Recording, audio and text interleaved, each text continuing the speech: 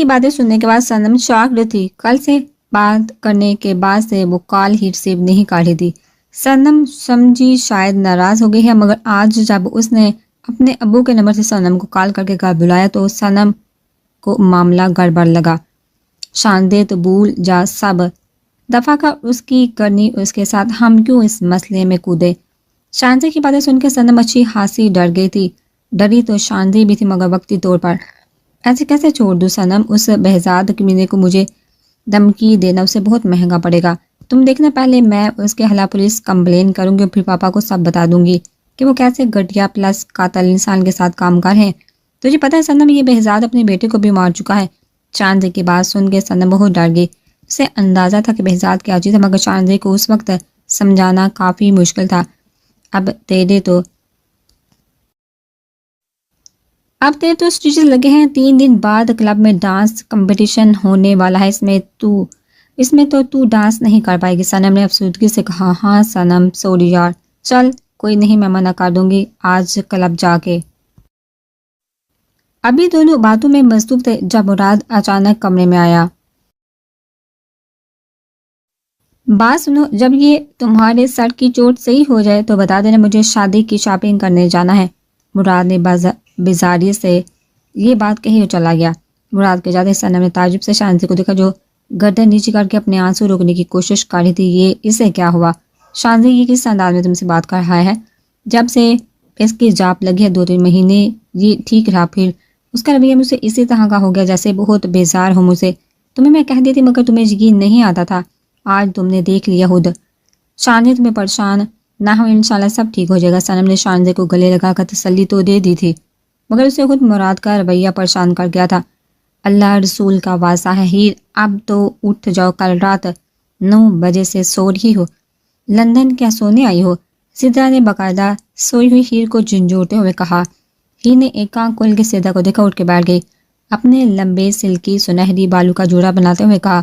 ہاں، کل صبح سے میں لندن پہنچ کے بنگڑا ڈال رہی تھی، اس لیے تھک کے سو رہی ہوں ابھی تک. ہیر کے طنز پہ سدرا اپنی ہنسی چھپانے لگی.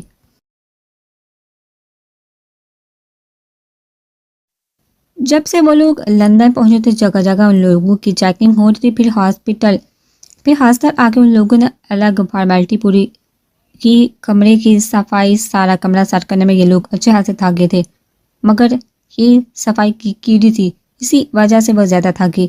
اچھا میری ماں، مجھے اندازہ ہے کہ تو نے کل رات بہت زیادہ کام کیا ہے مگر آج یونی بھی جانا ہے، وہاں جا کے کلاس وغیرہ دیکھنی ہے، ایڈمٹ کارڈ وغیرہ لینا ہے، بہت کام ہے، اس وجہ سے تجھے بول رہی ہوں اٹھ جانے کو. میٹرن بھی 2 بار آ چکے ہیں، ناشتے کا بولیں اب جلدی سے ریڈی ہو جاؤ. ابھی ہیر اور سدھا اور باقی کے اسٹوڈنٹ اپنے اپنے فارم جمع کروانے باہر آئے ہی تھے کہ ایک گروپ نے انہیں گے لیا جنہیں کچھ لڑکے اور لڑکیاں شامل تھی. کچھ ان میں اردو سپیکنگ میں تھے اور تھی مگر ان کا پہناوا پورا انگریزوں والا تھا. لڑکوں نے لڑکیوں کی چیزیں پہنی تھی اور لڑکیوں نے لڑکوں والی. بات سنو، ہمارا راستہ چھوڑو، ہی نے کافی غصے سے کہا، جس کا جواب گروپ کی ایک لڑکے نے دیا. پہلے ہمارے باس زی کے پاس چلو. کیوں چلے تمہارے باس زی؟ پی ٹی کے پاس. ہٹو راستے سے ورنہ ابھی پرنسپل سے کمپلین کر دوں گی تمہاری. ہیر کے تیور دیکھے اس کے گروپ کے 2-3 لوگ امپریس ضرور ہوئے تھے مگر فی الحال ان کے باس کا آرڈر تھا کہ نیو کمر کو پہلے ان کے سامنے پیش کیا جائے تاکہ انہیں ریگنگ کے ساتھ ساتھ کچھ اصول بھی سمجھائے جائیں. مگر شاید زوہان عرف زی یہ بات بھول گیا تھا کہ اس بار اس کا سامنا ہیر سے پڑنے والا ہے جو نام و شکل صورت کی ہیر ضرور تھی مگر کسی توپ سے کم نہیں تھی. ہیر نے سیدھا ہاتھ پکڑا ان لوگوں کے درمیان میں سے راستہ بناتے ہوئے بنا ڈرے چلے گئی. سبھی ہیر کے اس جرت سے پہ جہاں حیران تھی خوف زیادہ بھی، کیونکہ زی کا بلاوا ٹال کے ہیر اپنے لیے شامت بلا چکی تھی. لمبے کندھے تک آتے بال، الٹے کان میں بلیک کلر کی بالی، ہاتھ میں بے شمار بینڈ سے، لائٹ گرین آنکھیں جو اب غصے سے لال ہو چکی تھی. بے شک 23 سال کا زی حسین لڑکا تھا مگر اس نے اپنا حلیہ ایسا بنا رکھا تھا کہ پہلی بار دیکھنے میں ہی لوگ اسے پہچاننے میں غلطی کر جاتے کہ وہ لڑکا ہے یا کچھ اور. تم نے اسے بولا کہ زی نے بلایا ہے۔ زی نے سگریٹ کا دھواں ہوا میں اڑاتے ہوئے کہا، ہاں جی ہم نے اسے 2 بار بولا مگر آگے سے اس نے کہا آگے کی بات۔ جینیفر کہتے کہتے رک گیا۔ کیا کہا اس نے؟ زی نے اس کا کالر پکڑ کے کہا۔ اس نے کہا زی ٹی پی سے کہو اگر تانگ کیا تو پرنسپل سے شکایت لگا دوں گی۔ جینیفر کی بات سن کے زی نے غصے میں اپنے بالوں پہ ہاتھ پھیرنے لگا۔ ریلیکس ریلیکس ڈارلنگ، ماشا نے آگے بڑھ کے اس کے لبوں کو چومتے ہوئے کہا۔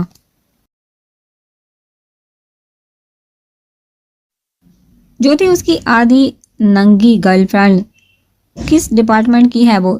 زی کے پوچھنے پہ جینیفر نے ہیر کے ڈپارٹمنٹ کا بتایا۔ پہلے تو زی اپنی محسوس جگہ پہ ہیر اور اس کے باقی دوستوں کے ساتھ ریگنگ کا ارادہ رکھتا تھا مگر اب وہ اس کے ساتھ جو بھی کرنے کا ارادہ رکھتا تھا پوری جونی کے سامنے کرنے کا رکھتا تھا۔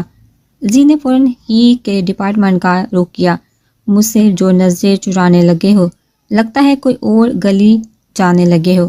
بازل نے حنزہ کے گھر کے کمرے کے بیچوں بیچ کھڑے ہو کے گانا شروع کر دیا۔ حنزہ جو 3 دن سے ایک کمرے میں بند ہو کے اپنے فائنل ٹرمز کی تیاری کر رہی تھی، سب سے تقریباً اس نے بات چیت بند کری ہوئی تھی۔ کھانا بھی وہ اپنے کمرے میں منگوا لیتی تھی۔ حنزہ جو آج سیکنڈ لاسٹ پیپر دے کے آئی تھی اور لاسٹ پیپر کی تیاری کر رہی تھی، بادل کے گنگنانے پہ وہ اچھی خاصی برہم ہو چکی تھی۔ بادل کے بچے سیدھی ابھی حنزہ کی بات منہ میں ہی تھی کہ بادل نے فوراً موقع سے فائدہ اٹھا کے کمرے میں گھس کے کمرے کا دروازہ بند کر کے کہا، ہائے کیا کہا بادل کے بچے؟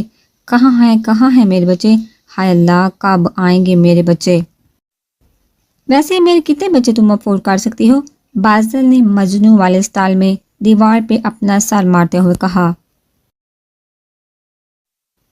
بہت ہی کوئی بےہودہ انسان ہو تم بادل، اب بھی اسی وقت میرے کمرے سے دفان ہو جاؤ۔ ہیں؟ کیا کہا بےہودہ؟ میڈم کون سی بےہودہ حرکت کی میں نے آپ کے ساتھ؟ آپ کے لبوں کو چوما کیا ایسے میں نے؟ بادل نے اسے کمر سے تھام کے تیزی سے اس کے لبوں کو چوم کے کہا۔ یا بھی کبھی آپ کی گردن پہ ایسے لب رکھے میں نے؟ بادل نے اسے تیزی سے گھما کے اس کے بال ہٹا کے اپنے لب رکھتے ہوئے کہا۔ حنزہ تو ہکا بکا رہ گئی، یہ اس کے ساتھ ہوا کیا؟ کیا کبھی میں نے ایسے تمہیں کمر سے تھام کے خود سے قریب کر کے تمہارے ماتھے کو چوما؟ بادل نے اسے کمر سے تھام کے ماتھے پہ اپنے لب رکھتے ہوئے کہا۔ بس وہی حنزہ کا غصہ جاگ کے بیٹھ گیا اور وہ بادل سے نگاہیں چرانے لگی۔ بادل کے لبوں پہ بہت ہی دلکش مسکراہٹ آئی۔ اسے اندازہ تھا وہ اپنا مقصد میں کامیاب ہو چکا ہے۔ چھوٹی موٹی گستاخی کر کے اچھا اوپر دیکھو میری طرف۔ بادل نے اسے خود سے لگائے کہا، نہیں تم جاؤ یہاں سے پلیز، پڑھنے دو۔ حنزہ نے بنا اس کی طرف دیکھے اس سے خود سے دور کرتے ہوئے کہا۔ اچھا اترا لو حنزہ جانی، کل لاسٹ پیپر ہے نا تمہارا، مجھ سے بچ کے دکھاؤ تم۔ ابھی تو جا رہا ہوں، کیا یاد کرو گی کیسے صحیح عاشق سے پالا بڑا ہے تمہارا؟ بول کے بادل بنا اسے تانکیے حنزہ کے کمرے سے چلا گیا۔ بادل کے جاتے ہیں حنزہ کی رگے سانس بحال ہوئی، شرماتے وہ دوبارہ پڑھنے میں لگی، جو کہ اب بہت مشکل تھا۔ پہلا لیکچر وہ لوگ ابھی لے کے نکلے تھے کہ زی کے گینگ نے انہیں گے لیا۔ بہت ہی ڈھیٹ ہو تم لوگ، دوبارہ آگے ہی نے جینیفر کو دیکھ کے کہا۔ زی جو جونی کے بیچوں بیچ اپنی بائک روک کے ان کا راستہ روک چکا تھا اور اچھی خاصی بیل لگا چکا تھا، ہیر کے بولنے پہ اس کے سامنے آیا۔ ہیر نے ایک نظر اوپر سے نیچے تک زی کو دیکھا اور کہا، اب تم کون ہو بھائی؟ ہیر نے کچھ سوچتے ہوئے اسے دیکھ کے دوبارہ کہا، او تم ہو زی، ویسے ہو کس کیٹیگری کے، بوائے یا گرل؟ یہ کہہ کے ہیر نے خود کہکا لگایا۔ ہیر بس کر۔ سدھا نے زی کا غصے سے لال ببوکا چہرہ دیکھ کے کہا، ارے بھائی میں تھوڑی ان کا راستہ روک کے کھڑی ہوں، یہی نمونہ میرے سامنے کھڑا ہے۔ ہیر نے ایک بار پھر زی کا نمونہ کہا۔ اس سے پہلے وہ کچھ اور کہتے ہیر کے نمبر پہ خوشی کی کال آنے لگی، جس سے اس نے بیگ سے موبائل نکالا۔ کال سننے کے لیے زی نے آگے بڑھ کے اس کا موبائل چھینا اور نیچے زمین پہ زور سے مار کے اسے اپنے پیروں سے کچلا، اپنے دوسرے ساتھی سے جوس لے کر ہیر کے سر پہ انڈیل دیا۔ ساتھ ساتھ اس کے گروپ کے ممبروں کے ہاتھ میں جو کھانے کی چیزیں تھی، زی نے ایک ایک کر کے ان سے لے کر ہیر پہ انڈیلنا شروع کر دی۔ ہیر کا سکارف، کپڑے، بیگ سب ہی خراب ہو چکا تھا۔ ہیر ایک دم سناٹے میں کھڑی تھی۔ پوری یونی کے سامنے ہیر کا تماشا لگ چکا تھا۔ اب کے کہکا لگانے کی باری زی اور اس کے دوستوں کی تھی۔ آپ بتاؤ گائز، نمونہ کون لگ رہا ہے؟ زی کے کہنے پہ سب کا اشارہ کہہ کو کے ساتھ ہیر کی طرف گیا۔ ویسے اب تم بتاؤ لگ کیا رہی ہو لڑکی؟ آگے کا جملہ زی کے کہنے پہ ہیر نے نگاہ اٹھا کے زی کو دیکھا۔ کچھ تھا اس کی آنکھوں میں ایسا کہ پل بڑھ کے لیے زی چونکا مگر پھر دوبارہ کہکا لگانے لگا۔ اور جی تم نے تو بیچاری کے سارے کپڑے خراب کر دیے، اب دیکھو اس حالت میں یہ بیچاری یونی کیسے اٹینڈ کرے، ہمیں اس کی مدد کرنی چاہیے۔ ماشا نے ہیر کا مذاق اڑاتے ہوئے جیسے ہی سن کھڑی ہیر کے اسکارف کو ہاتھ لگایا، بس ہیر کی ہمت وہیں تک تھی، اس نے وہی ماشا کا ہاتھ پکڑا اور ایک زناٹے دار تھپڑ اس کے منہ پہ دے مارا۔ 2 منٹ کے لیے پورے ہجوم میں ماتم چھا گیا۔ ابھی ماشا پہلے تھپڑ سے سنبھلی نہیں تھی کہ ہیر کا ایک اور زناٹے دار تھپڑ پڑا اور ماشا وہیں زمین پر گری۔ ہیر نے آگے بڑھ کے زی کا کالر پکڑا۔ اس کی اس ہمت پہ زی نے پہلے اسے دیکھا اور پھر اپنے کالر کو۔ ابھی کہ ابھی میں تمہاری اس حرکت کا جواب دے سکتی ہوں، مگر افسوس مجھے میری آنی کی نصیحت ہے کہ گندگی میں ہاتھ ڈالو گی تو ہاتھ خود کے گندے ہوں گے۔ ہیر ہان اس وقت گندگی کے ڈھیر میں ہاتھ ڈالنے کے موڈ میں نہیں۔ تم کیا ہو، آج تم خود ثابت کر چکے ایک لڑکی کے منہ لا کے۔ پوچھنا ضرور اپنی ماں سے کہ تمہاری مرد میں تو تمہارا شمار ہوتا نہیں، عورت والے بھی تم میں ڈانگ نہیں، ہاں چکے ضرور لگتے ہو زی ٹی پی۔ یہ بول کے ہی نے زی کالر کا چوڑا نیچے گری ماشا کے گل میں پڑا، مفلر کھینچ کے اتار کے اپنا منہ صاف کیا اور وہیں مفلر زی کے منہ پہ اچھالا اور انگلی دکھا کے کہا، میرے راستے میں اب کبھی مت آنا مسٹر زی، بھلے ہوں میں پاکستانی تو یہ مت سمجھنا کہ غیر ملکی سمجھ کے مجھے دبا دو گے۔ ہم پاکستانی جہاں جاتے سامنے والے کو اچھے سے سمجھا کے آتے ہیں کہ ہم کس ملک سے ہیں، مگر اس سے پہلے ایک لڑکی ہوں اور وہ بھی ایسی لڑکی جو اپنا دفاع خود کر سکتی ہے، اسے کسی کتے کی ضرورت نہیں تمہاری طرح۔ یہ بول کے ہی نے زی کو اپنے سامنے سے ہٹایا اور چلی گئی۔ زی کی نظروں نے اس کا دور تک پیچھا کیا اور مسکرایا، سوچ لو ایک بار اور صنم، تم دونوں بہت اسٹرانگ کنٹسٹنٹ ہو۔ نہیں فیضان سر، شانزے کی کنڈیشن ایسی نہیں کہ وہ ڈانس کر کے اور دوسرا کوئی پارٹنر نہیں تو بس آپ کینسل کر دے کمپٹیشن سے نام۔ چلو صنم جیسے تمہاری مرضی۔ اچھا سر، وہ آپ کے کلب کے ممبر تھے نا جن نے اس رات میری ہیلپ کی تھی؟ صنم نے فیضان سے جیسے سائم کا پوچھنا چاہا۔ کون؟ سائم؟ نام مجھے پتہ نہیں ان کا۔ ہاں سائم ہی تھا، کوئی کام تھا ان سے تمہیں؟ کس سے کام پڑ گیا؟ اچانک دونوں نے اپنے پیچھے سے آتی ہوئی آواز پہ پلٹ کر دیکھا تو سائم تھا۔ ارے ویلکم سائم، فیضان نے اس کا ویلکم کرتے ہوئے اس سے گلے سے لگایا۔ صنم نے بہت غور سے کچھ سوچتے ہوئے سائم کو دیکھا۔ اس رات اگر یہ ان لڑکوں سے نہیں لڑتا تو صنم تیرا کیا ہوتا؟ السلام علیکم، کیسی ہیں آپ؟ اب سائم باقاعدہ صنم کی طرف متوجہ ہو چکا تھا۔ بلیک شرٹ اور بلو جینز میں سائم کافی ہینڈسم لگ رہا تھا اور اس بات کو صنم نے بھی تسلیم کیا۔ وعلیکم السلام، میں ٹھیک، اللہ کا شکر، صنم نے تھوڑی مسکراہٹ کے ساتھ سائم کو جواب دیا۔ سائم بھی یہ بات ایکسیپٹ کر چکا تھا کہ صنم کی حالی مسکراہٹ ہی نہیں، وہ خود بھی بہت خوبصورت ہے۔ لو اچھا ہوا آگے سائم تم، ابھی صنم تمہارا ہی پوچھ رہی تھی۔ فیضان کے کہنے پہ سائم نے بہت خوشگوار انداز میں صنم کو دیکھ کے کہا، ریلی؟ جی وہ آپ کا شکریہ ادا کرنا تھا اس دن اگر آپ ان لڑکوں۔ صنم نے آگے کی بات ادھوری چھوڑی جو سائم سمجھ چکا تھا۔ چلو صنم، میں ہٹا دیتا ہوں کمپٹیشن سے نام تمہارا، فیضان نے جاتے جاتے صنم کو کہا۔ جیسے ہی جانے لگا سائم پوچھ بیٹھا، کیوں، کیا ہوا؟ آپ تو یہاں جیتنے آئی تھی نا؟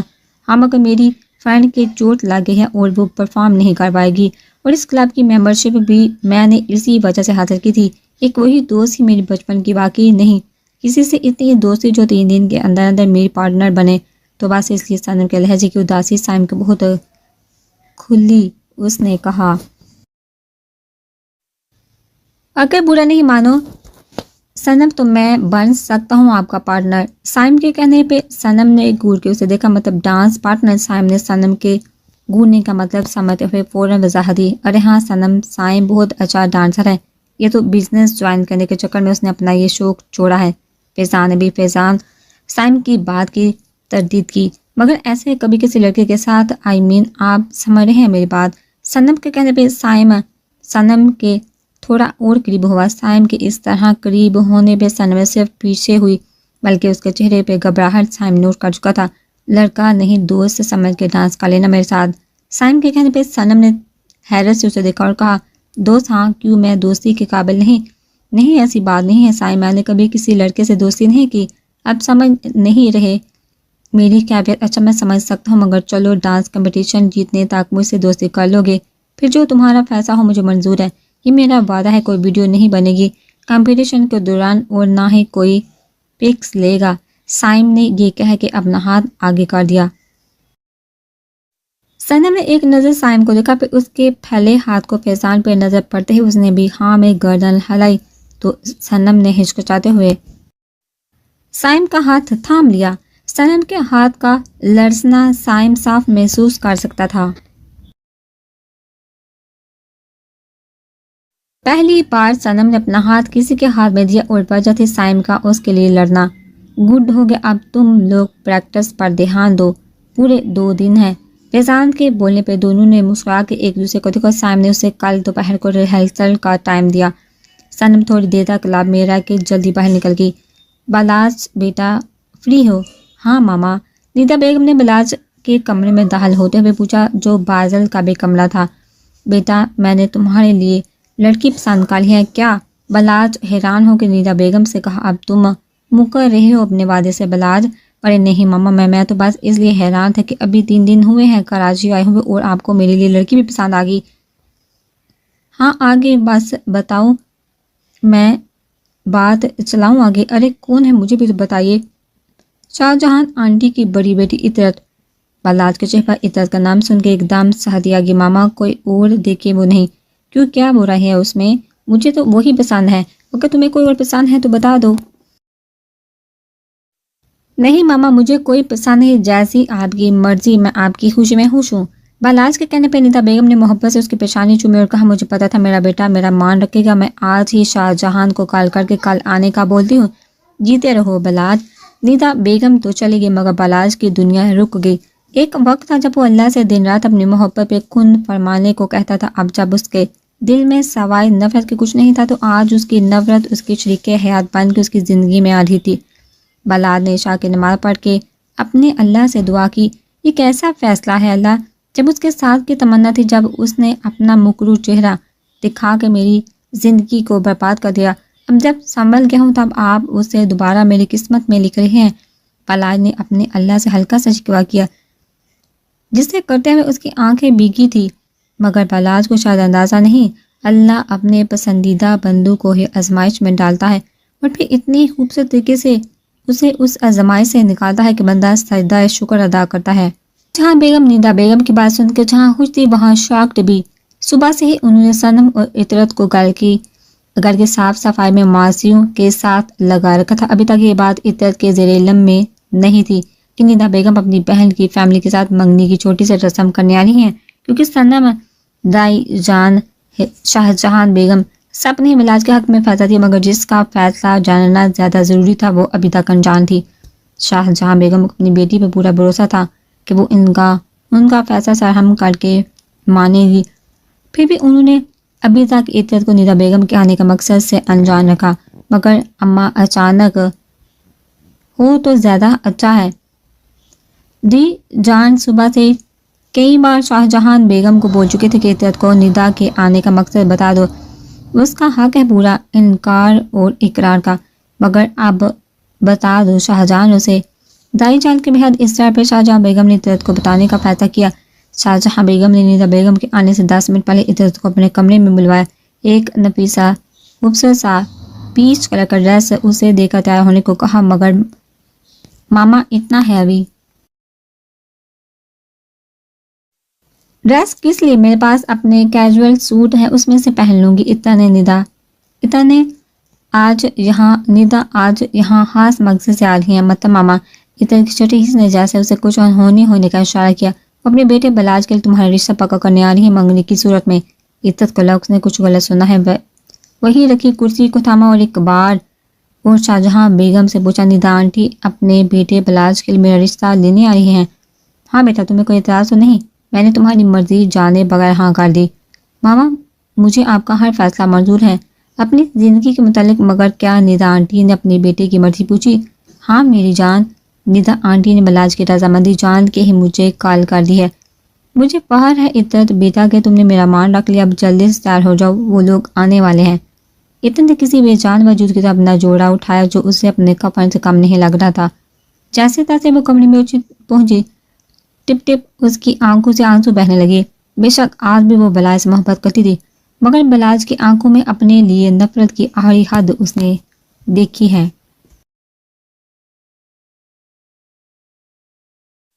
عطرت نے تیار ہونے سے پہلے اثر کی نماز پڑھی، دعا مانگتے ہوئے وہ بلک پڑی، یا اللہ تو دلوں کے حال بہتر جانتا ہے، تو جانتا ہے میں بے گناہ ہوں۔ یا اللہ میرے حق میں اگر بلاج بہتر ہے تو میں تیری رضا میں راضی ہوں میرے مالک، مگر مجھے حوصلہ دینا کہ میں اپنی ماں کے فیصلے پر ثابت قدم رہ سکوں۔ شاہ جہاں بیگم، صنم اور دائی جان نے ان کا بہترین استقبال کیا۔ نفیسہ بیگم تو پہلے ہی شاہ جہاں بیگم کو جانتی تھی، تو اجنبیت تو کوئی تھی نہیں۔ بابر صاحب، فہیم صاحب، سب ہی کو شاہ جہاں بیگم کی فیملی اچھی لگی۔ اظہر صاحب کے متعلق صفیہ اور ندا بیگم پہلے ہی بابر صاحب کو بتا چکی تھی، اس لیے ان کے بارے میں کسی نے کوئی سوال نہیں کیا۔ حنزہ، صنم، بازل کی بھی اچھی انڈرسٹینڈنگ ہو گئی تھی۔ ایک بلائے تھا جو بظاہر صاحب کو دکھانے کے لیے ہوئی تھا، مگر اس کے اندر جو لاوا پاک رہا تھا وہ صرف عطرت پہ ہی پھٹنا تھا۔ حنزہ اور بازل عطرت سے ملنے چلے گئے۔ بازل اور حنزہ دونوں کو ہی اپنے کیوٹ سی بابی بہت اچھی لگی۔ شاہ جہاں رسم ادا کریں، ندا بیگم کے بولنے پر شاہ جہاں بیگم نے صنم کو اشارہ کیا عطرت کو لانے کو۔ بلاج کے سامنے جانے کا سنتے ہی عطرت کا دل زور زور سے دھڑکنے لگا۔ اس نے صنم کا ہاتھ بہت زور سے تھاما۔ عطرت نے تہیہ کر لیا تھا کہ نہ تو وہ بلاج کی طرف دیکھے گی اور نہ ہی اس کے کسی طنز کا جواب دے گی۔ عطرت کو سامنے سے آتا دیکھ بلاج نے گور کے اسے دیکھا، کچھ بھی تھی تو محبت نہ اس کی، وہ بھی پہلی۔ صنم نے بلاج کے برابر میں اسے بٹھا دیا تو منگنی کی رسم شورے بلاج نے ندا بیگم سے رنگ لے کے عطرت کے سامنے اپنا ہاتھ کیا۔ عطرت نے تھوڑی ہچکچاہٹ سے بلاج کے ہاتھ میں ہاتھ دیا۔ بلاج نے جیسے ہی عطرت کا ہاتھ اپنے ہاتھ میں لیا، اس کی ایک ہارٹ بیٹ مس ہوئی۔ عطرت کا حال بھی کچھ ایسا تھا۔ بلاج نے اس کے ہاتھ کی تیسری انگلی میں ڈائمنڈ کی رنگ پہنا دی۔ عطرت کو شاہ جہاں بیگم نے رنگ دی جو اس نے بلاج کی تیسری انگلی میں بنا اس کا ہاتھ ٹچ کے پہنا دی۔ بازل، صنب، حنزہ تینوں نے ان دونوں کے اوپر گلاب کی پتیوں کی بارش کر دی۔ یہ حنزہ کا پلان تھا۔ کچھ دیر کے لیے ہی صحیح دونوں ایک ساتھ ہنسے تھے۔ ارے بھائی آپ ان بچوں کو تھوڑا اکیلا چھوڑ دو تاکہ یہ لوگ ایک دوسرے کو جان سکے۔ دائی جان کے بات سن کے پانی پیتے بلاج کو پھندا لگ گیا۔ ارے بیٹا دھیان سے۔ شاہ جہاں بیگم کے کہنے پہ بلاج نے ہاں میں گردن ہلائی۔ عطرت کے ہاتھوں میں موجود گلاب اور موتیوں کے کنگن پہ کئی بار بلاج کی نگاہیں بٹکی تھی۔ بلاج بھائی مجھ سے تو آپ ملے نہیں، صنم نے ایک دم بلاج کے سامنے آ کر کہا۔ بلاج نے مسکرا کے کہا آپ سے ملے بغیر ہمارا گزارا کہاں ہے، آخرکار اکلوتی سالی ہے۔ یہ کہہ کے بلاج نے اپنے پاکٹ میں سے ایک محمل کی ڈبیا نکال کے صنم کو دی اور کہا تمہارے بھائی کی طرف سے تمہارے لیے۔ صنم نے پہلے شاہ جہاں بیگم کو دیکھا، انہوں نے ہاں میں گردن ہلائی تو صنم اس ڈبیا کو تھام لیا۔ عطرت نے گردن گھما کے اس دشمن جان کو دیکھا، بھلے اسے سے نفرت کرتا ہے مگر اسے سے جڑے رشتے کا احترام ہے۔ اسے بلاج بھائی اپنا موبائل دے، ہم نے پک لینی ہے۔ بازل کے کہنے پہ بلاج نے اسے موبائل دے دیا۔ دل کھول کر صنم، بازل، حنزہ نے پک بنائی۔ صنم نے بلاج کو موبائل واپس کرتے ہوئے ہلکی سے سرگوشی کی۔ بلاج بھائی اس میں آپ ہی کا نمبر سیو کر دیا ہے میں نے۔ صنم کے کہنے پہ عطرت جو ان دونوں کی سرگوشی سن چکی تھی اس کا دل چاہا گلا دبا دے۔ صنم کو سب ہی کھانا کھانے گئے تو وہ دونوں اکیلے رہ گئے۔ سب بلاج نے اپنے طنز کے تیر چلانا شروع کر دیے۔ ہاتھ تو ایسے کپ کپا رہے تھے تمہارے جیسے پہلی بار ہاتھ تھاما ہو تمہارا۔ میں تو بھول گیا، تمہیں تو کسی اور کی باہوں کی عادت ہو گئی ہے۔ منع کیوں نہیں کیا اس رشتے سے؟ بلاج کے کہنے پہ عطرت نے بلاج کو دیکھا۔ اس نے تہیہ کر لیا تھا کہ بلاج کے کسی طنز کا جواب نہیں دے گی، مگر اس کا جواب دینا عطرت نے ضروری سمجھا۔ اس سے پہلے عطرت کچھ بولتے صنم نے اسے اور بلاج کو کھانے کے لیے آواز دی تھی۔ عطرت نے اٹھتے ہوئے بلاج سے کہا میں تو منع نہیں کر پائی، بقول آپ کے ڈیٹ و بے وفا ہوں۔ اگر آپ فرما برداری کا ثبوت دیتے اپنی ماما کو منع کر دیتے۔ عطرت نے اس کے سارے تانوں کا ایک جواب دے کے اسے لاجواب کر دیا تھا۔ اف آج تو بہت تھک گئے، सनम ने बिस्तर पर लेते हुए कहा। सुबह जल्दी रिहर्सल करने चली गई थी साइम के साथ शानदे, और सनम ने जो सॉन्ग प्ले किया था उस पर साइम का हंस हंस के बुरा हाल हो गया था। दोबारा साइम ने अपनी पसंद का सॉन्ग पे रिहर्सल करवाई सनम से, जिस पे सनम की अच्छी खासी बैंडबाज की। सनम साइम के चूने पे सनम कई बार डरी, जो साइम से चुप न सका, मगर फिर उसे एडजस्ट होना पड़ा कंपटीशन जीतने के लिए। आज बहुत नज़दीक से सनम ने साइम को देखा था। अच्छा हंसा, हैंडसम लगा वो सनम को। दिल ने कई बार सनम से बेईमानी की, मगर सनम हर बार उसे रोकती। शारदे को भी वो कॉल पे सब बता चुके थे। शारदे खुश थी कि चलो सनम ने हिस्सा तो लिया। दोपहर में शाहजहां बेगम की कॉल आने पर सनम को अपनी रिहर्सल छोड़ के आना पड़ा। अभी उसकी आंखें नींद से बंद हो रही थी जब उसका मोबाइल बजा। उसने नंबर देखा तो अनजान था। उसने लाइन काटी, दोबारा लेट गई। फिर व्हाट्सएप पे मैसेज आने लगे इधर उधर उसी नंबर के, हाय हेलो कैसी है वगैरह वगैरह। सनम के पास यही तक थी। एक तो वो इतना थक गई थी, उस पर ये रॉन्ग नंबर उसे सोने नहीं दे रहा था। सनम गुस्से में उठ के बैठी और उस नंबर पर वॉइस भेजना शुरू की। कौन हो? उल्लू के पट्टे कमीने, घर में माँ बहन नहीं? आधी रात को लोगों की नींद खराब करते बदतमीज जाहिल। अब अगर मैसेज किया तो पुलिस भिजवा दूंगी तेरे घर। ये वॉइस भेज के सनम ले ली थी कि एक मैसेज और आया जिस पे रोने वाला इमोजी के साथ लिखा था साइम। सनम ने जब साइम लपट पड़ा तो फौरन कॉल मिला दी। आगे से साइम ने कहा, यार अच्छी खासी गालियां बकती हो तुम तो, काम भी गालियों वाले थे तुम्हारे, अनजान बन के क्यों तांग कर रहे हो? जब ठरकीपन अपनाओगे तो आगे से गालियां ही। एक मिनट आगे की बात बोलने से पहले सनम चौंकी। मेरा नंबर कहाँ से आया तुम्हारे पास? मैंने तो नहीं दिया। सनम की बात सुनकर फोन के उस तरफ साइम मुस्कुराया और कहा, सामने रखे मोबाइल से नंबर निकालना कौन सा मुश्किल काम है? क्यों तुम्हें बुरा लगा मेरा तुमसे रॉन्ग नंबर बन के मजाक करना? अगर सीधी तरह बोल देते कि कौन हो तो बुरा नहीं लगता। रॉन्ग नंबर वाली हरकत गलत थी, क्योंकि अगर कॉल पे टेक्स्ट मामा देख ली तो उन्हें समझाना मुश्किल हो जाता, क्योंकि मैं और आप भी अपने अपने मोबाइल पे प्राइवेसी नहीं लगाते। रेली साइम सनम की बात पे काफ़ी हैरान हुआ। अच्छा सॉरी। साइम के सॉरी करने पे सनम ने मुस्कुरा के कहा, इट्स ओके। वो दरअसल तुम घर से कॉल आने पे एकदम चली गई तो इसी वजह से मैं परेशान हो गया था। सब ठीक है? हाँ। साइम के पूछने पे सनम ने आज की तकरीब का बताया और फिर ना रुकने वाला बातों का सिलसिला चल निकला। जिस सनम को अभी नींद के झोंके लग रहे थे, अब उसे बात करते हुए 1 घंटा गुजर चुका था। अपने हाथ में मौजूद मंगनी की अंगूठी देखी तो मुस्कुराई थी। बेशक उसका रब उसे उसकी मोहब्बत लौटा चुका था महरम की सूर में, मगर अभी भी एक हला थी। न जाने कब वो पूर्ण होगी, जब उसे उसकी मोहब्बत मुकम्मल मिलेगी। अभी इज्जत लेती थी कि एक अनजान नंबर से उसे मैसेज मौसूल हुआ। इतने जैसे ही मैसेज खोला तो लिखा था, हरगिज़ ये मत समझना कि मैं सब भूल के तुम्हें अपना लूंगा। तुमसे रिश्ता जोड़ना मजबूरी है मेरी, क्योंकि मेरी माँ को तुम पसंद हो। आई समझ तुमने मेरे साथ जो किया मैं उसे इतनी आसानी से भूल जाऊंगा। तुमसे मोहब्बत करूंगा, तुम्हें बीवी का दर्जा दूंगा। ये खुश फहमी मत पालना। इत्तत मैडम। इतना ने नंबर सेव किया तो वो व्हाट्सएप पे नंबर शो हुआ जिस पे बलाज की पिक थी। वो पहले ही मैसेज पूरा पढ़ के समझ गई थी कि कौन है। इतना ने पहले वॉइस करने का सोचा, मगर अब उसने भी बलाज की तपाने का पक्का इरादा कर लिया था। जब वो बेवफा है ही नहीं तो डर के क्यों सही ये इल्ज़ाम। इतना ने हाल ही के मैसेज किया जो बलाज को आग लगाने के लिए काफ़ी था। मिस्टर बलाज खान, मैंने भी बेकार की सोचे पालना छोड़ दी हैं। वो भी उन लोगों के लिए जो दिमाग से हली होने से अपनी बात समझ में आती है, सामने वाले की नहीं। और हाँ सवाल खुश फहमी का, तो मैं इज्जत अजर एक बड़े साइज का कुत्ता ज़रूर पालना गवारा करूँगी, मगर बलाज खान को लेकर खुश फहमी नहीं। अब मुझे डिस्टर्ब मत करेगा। I am so tired. ये लिखे इतना ने मैसेज भेजा और मैसेज जैसे ही सीन हुआ इत्तत ने मोबाइल बंद किया और बलाज का गुस्से से लाल होता चेहरा तस्वर करके हंसती हुई सो गई। बलाज ने मैसेज पढ़ के गुस्से में अपना मोबाइल बेड पे पटा और कहा, एक बार आ जाओ मेरे पास, फिर दूंगा तुम्हें सजा बेवफाई की। बादल जो खिड़की से अंदर के कमरे में कूदने की कोशिश कर रहा था, एकदम अपने नाम पुकारने पे उसका دل زور زور سے دھڑکا، مگر جب اس نے اپنے پیچھے آواز دینے والے کو دیکھا تو سکون کا سانس لیا۔ بلاج بھائی اپنے آپ نے تو ڈرا دیا۔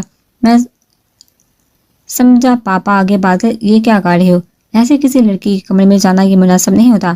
بادل بلاج کے لہجے سے اندازہ لگا چکا تھا کہ بلاج کو بادل کی یہ بات پسند نہیں ہے۔ وہ بلاج بھائی حمزہ گیٹ نہیں کھولی، تمہارا ابھی اس سے ایسا کون سا رشتہ جو وہ رات کے اس پہر تمہارے لیے اپنے کمرے کا گیٹ کھولے؟ تمہیں اس وقت ایسے حمزہ کے کمرے میں جاتے ہی ہوئے گھر کا کوئی بڑا دیکھ لیتا تو جانتے ہو کتنا فسانہ بن جاتا۔ تمہاری تو کچھ نہیں چاہتا حمزہ کے ساتھ نشانہ بندی، اگر اتنا ہی شوق ہے اسے اپنا حق جتانے کا تو اسے اپنے نام کرو، اپنا محرم بناؤ، پہلے حلال طریقے سے پھر حق جتانا اس پہ، اور رات کے کسی پہر بھی اس کمرے میں جاؤ گے کوئی دیکھے گا بھی تو اعتراض نہیں کرے گا۔ بادل بچے نہیں ہوا، ایک لڑکا لڑکی تنہائی میں جب ملتے ہیں تو تیسرا ان کے درمیان شیطان ہوتا ہے۔ بالاج کی باتیں بادل کو کافی صحیح لگی اور اس نے شرمندہ ہوتے ہوئے کہا، سوری بلاج بھائی، آئندہ ایسی حرکت نہیں کروں گا، چلو اب کمرے میں چلو اور سوچو حمزہ کو اپنا بنانے کے لیے بابر انکل کو کیسے بنانا ہے۔ بلاج نے بادل کے کندھے پہ اپنا ہاتھ پھیلاتے ہوئے کہا، ایک دو بابا کسی ہٹلر سے کام نہیں، ان کی شکل دیکھتے ہی سامنے والا اپنے لفظوں سے تو کہ اپنی آواز سے بھی محروم ہو جاتا ہے۔ بادل نے اتنی افسردہ شکل بنا کے یہ بات کہی کہ بلاج کا کہہ بلند ہوا۔ صنم اگلا نمبر، آگے کی بات سائم کے منہ میں ہی رہ گئی۔ صنم کو دیکھے وائٹ اور بلیک کلر کے کنٹراسٹ میں گھیرے دار فراک پہنے، بالوں کی اونچی پونی ٹیل باندھے، سمپل سے میک اپ میں آنکھوں پہ لائنر کا پردہ ڈالے صنم سائم کو کوئی ڈانسنگ ڈال لگی۔ سائم کے لب مسکرائے تھے، وہ جو بات کہنے آیا تھا بھول گیا، مگر صنم اس کے پکارنے پر پریشانی کے عالم میں اس تک پہنچے۔ کہا، سائم صاحب نے ایک سے بڑھ کے ایک پرفارم دی ہے۔ صنم یہ کہتے ہوئے باقاعدہ اپنی انگلیاں آپس میں چٹہا رہی تھی۔ سائم نے اس کے دونوں ہاتھ اپنے ہاتھوں میں لیے اور اپنی گرین آنکھیں اس کی آنکھوں سے ملا کے کہا، ادھر دیکھو میری طرف صنم۔ صنم نے بہت ہی افسردہ شکل بنا کے اس کی آنکھوں میں دیکھا تو سامنے کہا، مجھ پہ بھروسہ ہے نا صنم؟ تمہارے بھروسے پہ تمہاری تو یہاں کھڑی ہو تو بس ریڈی ہو جاؤ، انشاءاللہ ہم ہی جیتیں گے۔ اپنا نام اناؤنس ہونے پر وہ دونوں سٹیج پہ پہنچے اور ان کا سانگ پلے ہوا۔ سائم نے صنم کا ہاتھ پکڑ کے اس سے اپنے قریب کیا۔ کیوں لمحہ خراب کرے، غلطی بے حساب کرے۔ سائم نے صنم کے کندھوں سے پکڑ کے گھمایا اور اس کی فنگر پکڑ کے گول گول گھمائے۔ صنم کا ایک ہاتھ اپنی کمر کے پیچھے تھا اور وہ واقعی کسی ڈانسنگ ڈال کی طرح ناچ رہی تھی۔ دو پل کی جو نیند اڑی پورے سارے خواب کرے۔ سائم نے صنم کو چھوڑا اور اپنے دونوں کندھے اوپر نیچے کر کے اسٹیپ کیا۔ کیا کرنے ہیں عمروں کے وعدے، یہ جو رہتے ہیں رہنے دے ادھورے۔ سائم نے صنم کے بیک پہ جا کے اس کے ساتھ ہاتھ نیچے کر کے دونوں ہاتھ کو ملا کے ٹانگوں کو لیفٹ رائٹ کر کے اسٹیپ کیا۔ 2 بار نہیں 1 بار سے ہی سائم نے سائم کے اپنے پاس کر کے اس کے لب کے بے حد قریب جا کے اس کے کس کرنے کی پوزیشن میں ایک سٹیپ لیا۔ ایک رات کی کر لے تو یاری۔ سائم نے صنم کو آنکھ مارتے ہوئے اس کا ہاتھ پکڑتے ہوئے اسے اپنے چاروں طرف گھمایا۔ صبح تک مان کے میری بات تو اسے زور سے ناچی، آج کے گھنگرو ٹوٹ گئے۔ سائم اور صنم نے پھر اس کے گانے کا وقت تب ایک ساتھ کیا، چھوڑ کے ساری شرم اور بلاج۔ صنم نے آگے بڑھ کے سائم کی شرٹ پکڑ کے نیچے بیٹھے ہوئے ایک سٹیپ کیا۔ میں ایسے زور سے ناچی، آج کے گھنگرو ٹوٹ گئے۔ سائم نے نیچے بیٹھی صنم گول گول گھماتے ہوئے اپنے قریب کھڑا کیا۔ دونوں اس انداز میں بالکل گانے کے اوریجنل سٹیپ پہ ناچ رہے تھے، ہر طرف تالیوں کا شور تھا۔ دونوں کی کیمسٹری لاجواب تھی۔ کئی بار دونوں ڈانس کرتے ہوئے ایک دوسرے کے بے حد قریب آئے تھے۔ سائم کا دل آج الگ انداز میں دھڑکتا تھا، صنم بھی آج خوشی سے بہت انجوائے کر رہی تھی۔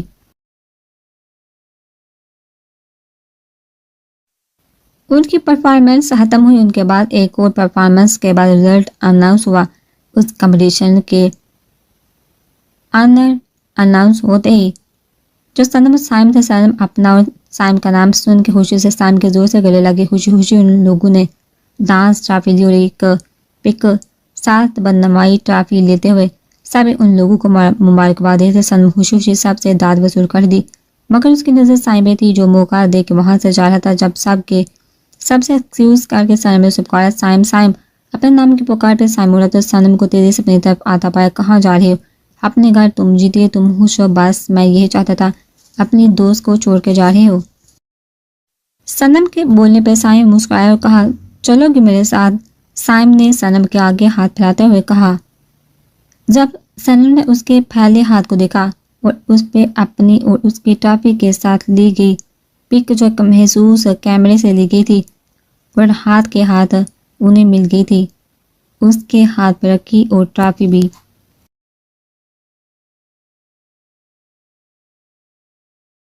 اب بھی انہیں گھر لے جا کر جاؤ، ہماری دوستی کی پہلی نشانی. میں جب تھام کے چلوں گی تمہارا ہاتھ جب وقت آئے گا. صنم کے کہنے پہ سائم نے مسکرا کے ان دونوں چیزوں کو تھاما اور کہا، مجھے اس وقت کا انتظار رہے گا صنم جب تم میرا ہاتھ تھام کے میرے ساتھ چلو گی. صنم نے ایک نظر مسکرا کے سائم کو دیکھا، کلب سے چلے گی. سائم نے بھی اسی بات گھر کی طرف چل پڑا. بہزاد کی گاڑی سگنل پہ رکی جب اسے ایک موبائل شاپ پہ شاندے کھڑی دکھائی دی. بہزاد نے اسی سگنل پہ اتر کے ڈرائیور کو گاڑی آگے پارک کرنے کو کہا. بھائی مجھے گولڈن کلر میں ہی چاہیے پلیز. صنم موبائل والے سے کسی بات پہ بحث کر رہی تھی.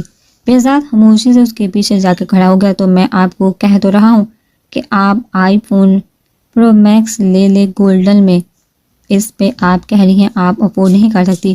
موبائل والے کے کہنے پہ شاندے نے بہت دھیمے لہجے میں کہا، اچھا رہنے دے موبائل گولڈن میں، وہ سلور ہی دے دے سیمسنگ کا. شاندے موبائل لے کر جیسے ہی پلٹی تو پیچھے کھڑے بہزاد سے ٹکرائی. اگر بہزاد کے کوٹ کو نہیں پکڑتی تو درم سے نیچے گرتی. بہزاد کا ہاتھ شاندے کی کمر پہ تھا اسے تھامنے کے لیے، اور شاندے کو بہزاد کا ہاتھ کسی گرم سلاح جیسا لگا.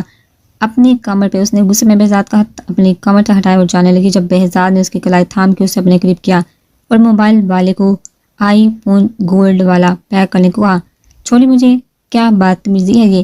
چپ چاپ کھڑی رہو شاندے، ابھی بدتمیزی کی نہیں میں نے. کروں گا تو 2 دن تک اپنا چہرہ آئینے میں نہیں دیکھ سکو گی. یا تماشا نہیں کرو، چپ چاپ کھڑی رہو ورنہ رسوائی تمہاری ہوگی. کیونکہ اگر تم چپ چاپ کھڑی نہیں رہی میرے ساتھ تو جو بدتمیزی اس کے بدلے میں تمہارے ساتھ کروں گا وہ تمہیں تو ناگوار گزرے گی ہی، مگر جہاں کے لوگ بہت انجوائے کریں گے. آج کی دھمکی سے شاندے ڈر گئے تھے کیونکہ اسے لگا اس پاگل آدمی سے اچھائی کی امید نہیں کی جا سکتی. بہزاد نے موبائل والے سے موبائل لے کر شاندے کو دیا اور کہا، جو تمہیں پسند ہے وہ تمہارا ہے.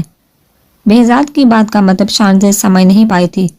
اس نے بہزاد کے ڈر سے موبائل ہاتھ میں ضرور لیا تھا، مگر اس نے پکا ارادہ کر لیا تھا کہ وہ اس شاپ سے نکلنے کے بعد اس موبائل کے ساتھ کیا کرے گی. شاندے کے اتنے آرام سے موبائل لینے پر بہزاد کے لب طنزیہ مسکرائے تھے. سمجھ تو وہ بھی شاندے کو گیا تھا اچھی طرح سے. موبائل شاپ سے نکلتے ہی بہزاد کی گاڑی اور گارڈ سامنے کھڑے تھے. شاندے کی نظر سامنے چلتے ہوئے روڈ پر تھی بہزاد کی اس پہ.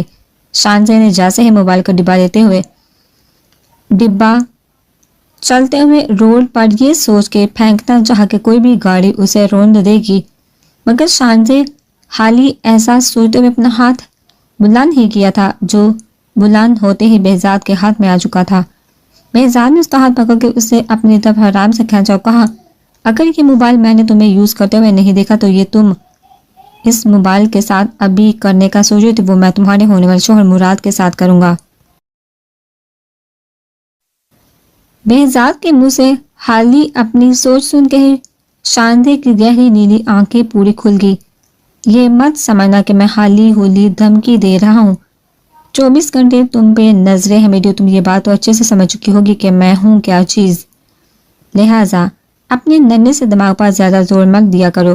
بہزاد نے اس کی کھنبٹی پر اپنی 2 انگلیاں مارتے ہوئے کہا، جس سے شاندے نے بری طرح جھٹکا اور کہا، اپنے یہ غلاظت والے ہاتھ مجھ سے دور رکھا کرو بہزاد.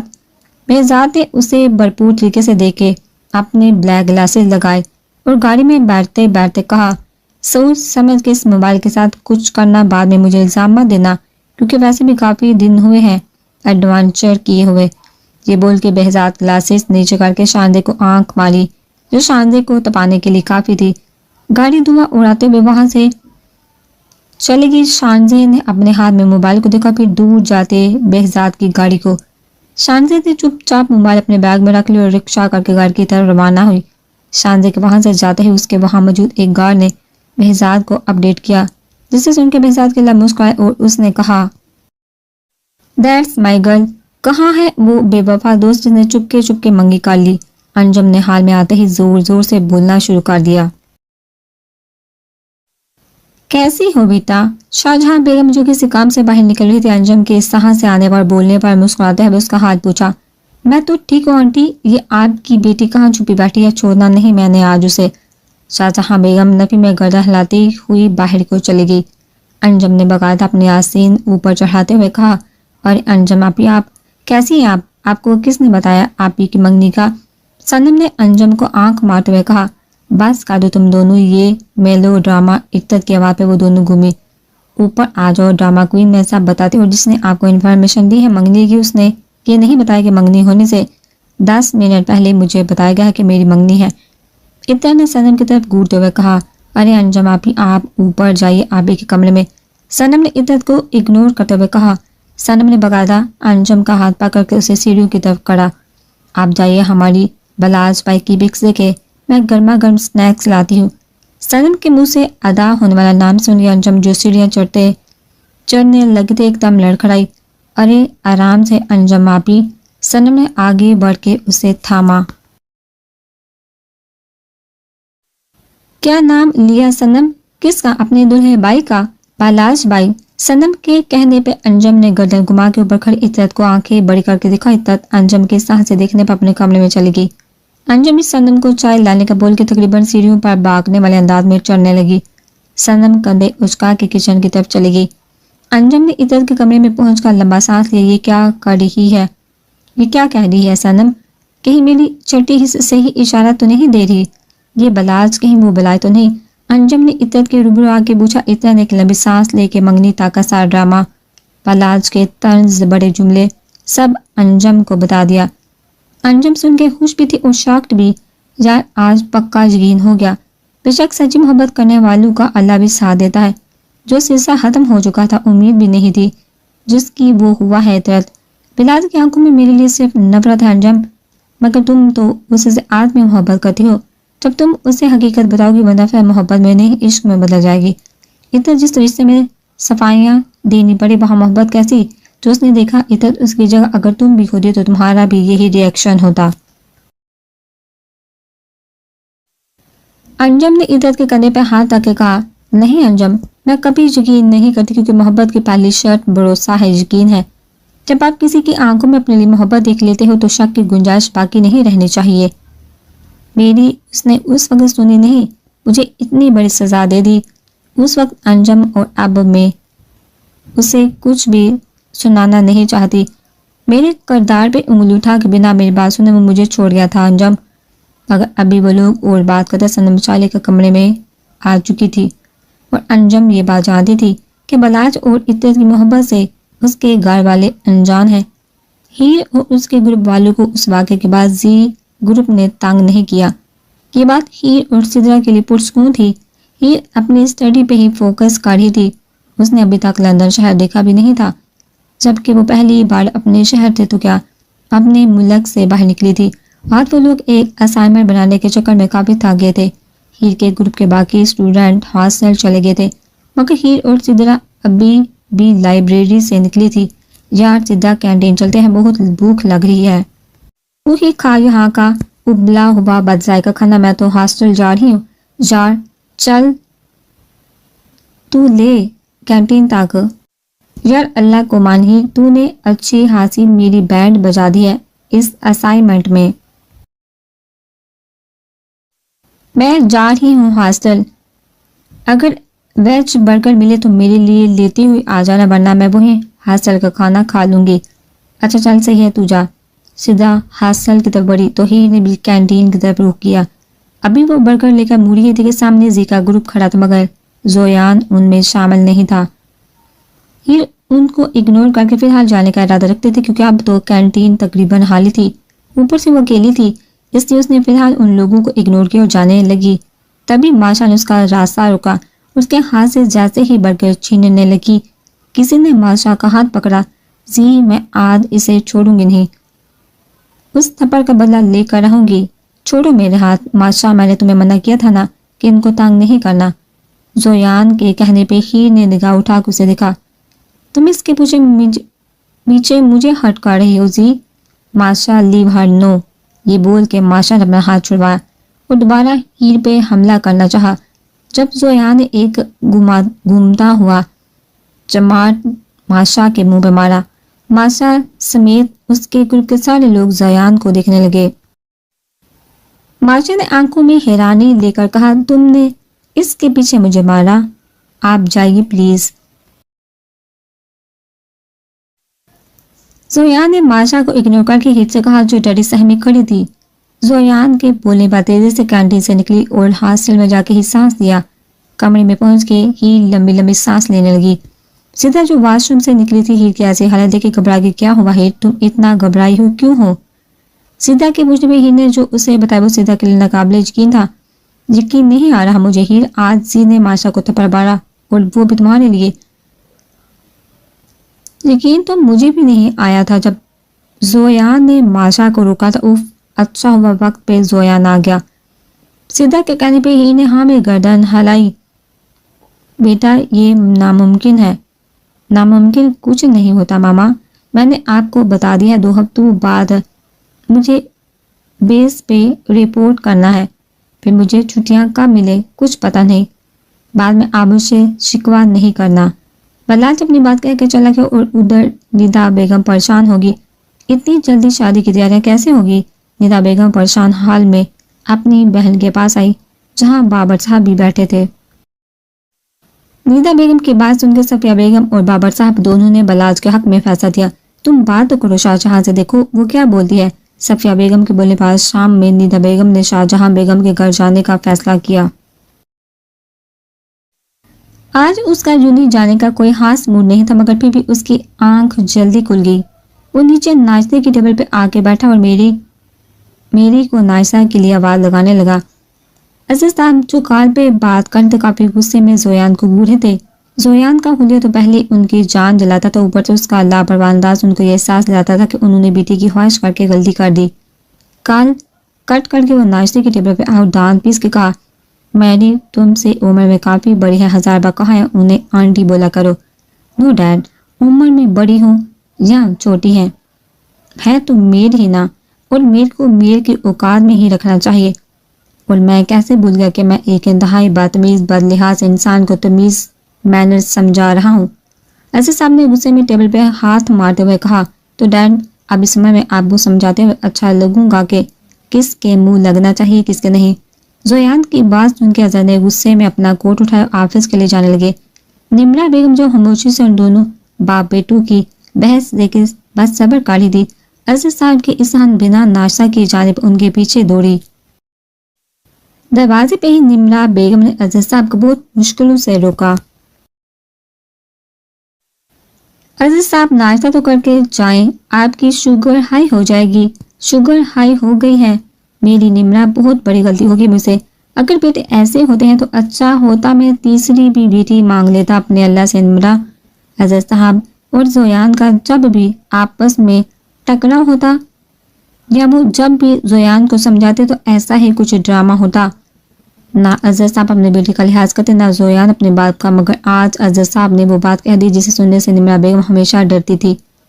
کاش وہ اپنی ماں اور خالہ کی باتوں میں آ کے اپنی کزن کو دھوکا دی تو شاید آج کہانی کا رخ کچھ اور ہوتا اور آج ناشتہ بھی زندہ ہوتی۔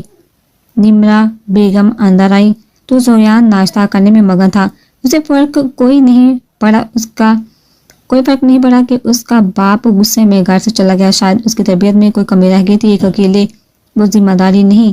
زویان کی ایسی شخصیت کا اظہر کا بھی حق تھا اس کی تربیت کرنے کا۔ نمرا بیگم افسردگی سے اپنے کمرے میں چلے گی۔ ادھر زویان جس کا ارادہ یونی جانے کا نہیں تھا وہ بھی یونی چلا گیا۔ مگر نیتا تم سمجھو بات کو، 2 ہفتے بہت کم ہے، میری پہلی بیٹی کی شادی ہے، کیسے ہوگا یہ سب؟ شاہجہاں ہو جائے گا، ہم سب ہیں نا تمہارے ساتھ۔ صفیہ بیگم کے بولنے پہ اس نے بی جان کی طرف دیکھا تو انہوں نے ہاں میں گردن ہلائی. عزت کے تو ہاتھ پاؤں پھولنے لگے تھے. اس نے اپنے کمرے میں جانا مناسب سمجھا. صنم سب کو دیکھ رہی تھی. بازل اور حنزہ آج نہیں آئے تھے ورنہ حنزہ اس کی کافی ہیلپ کرتی تھی.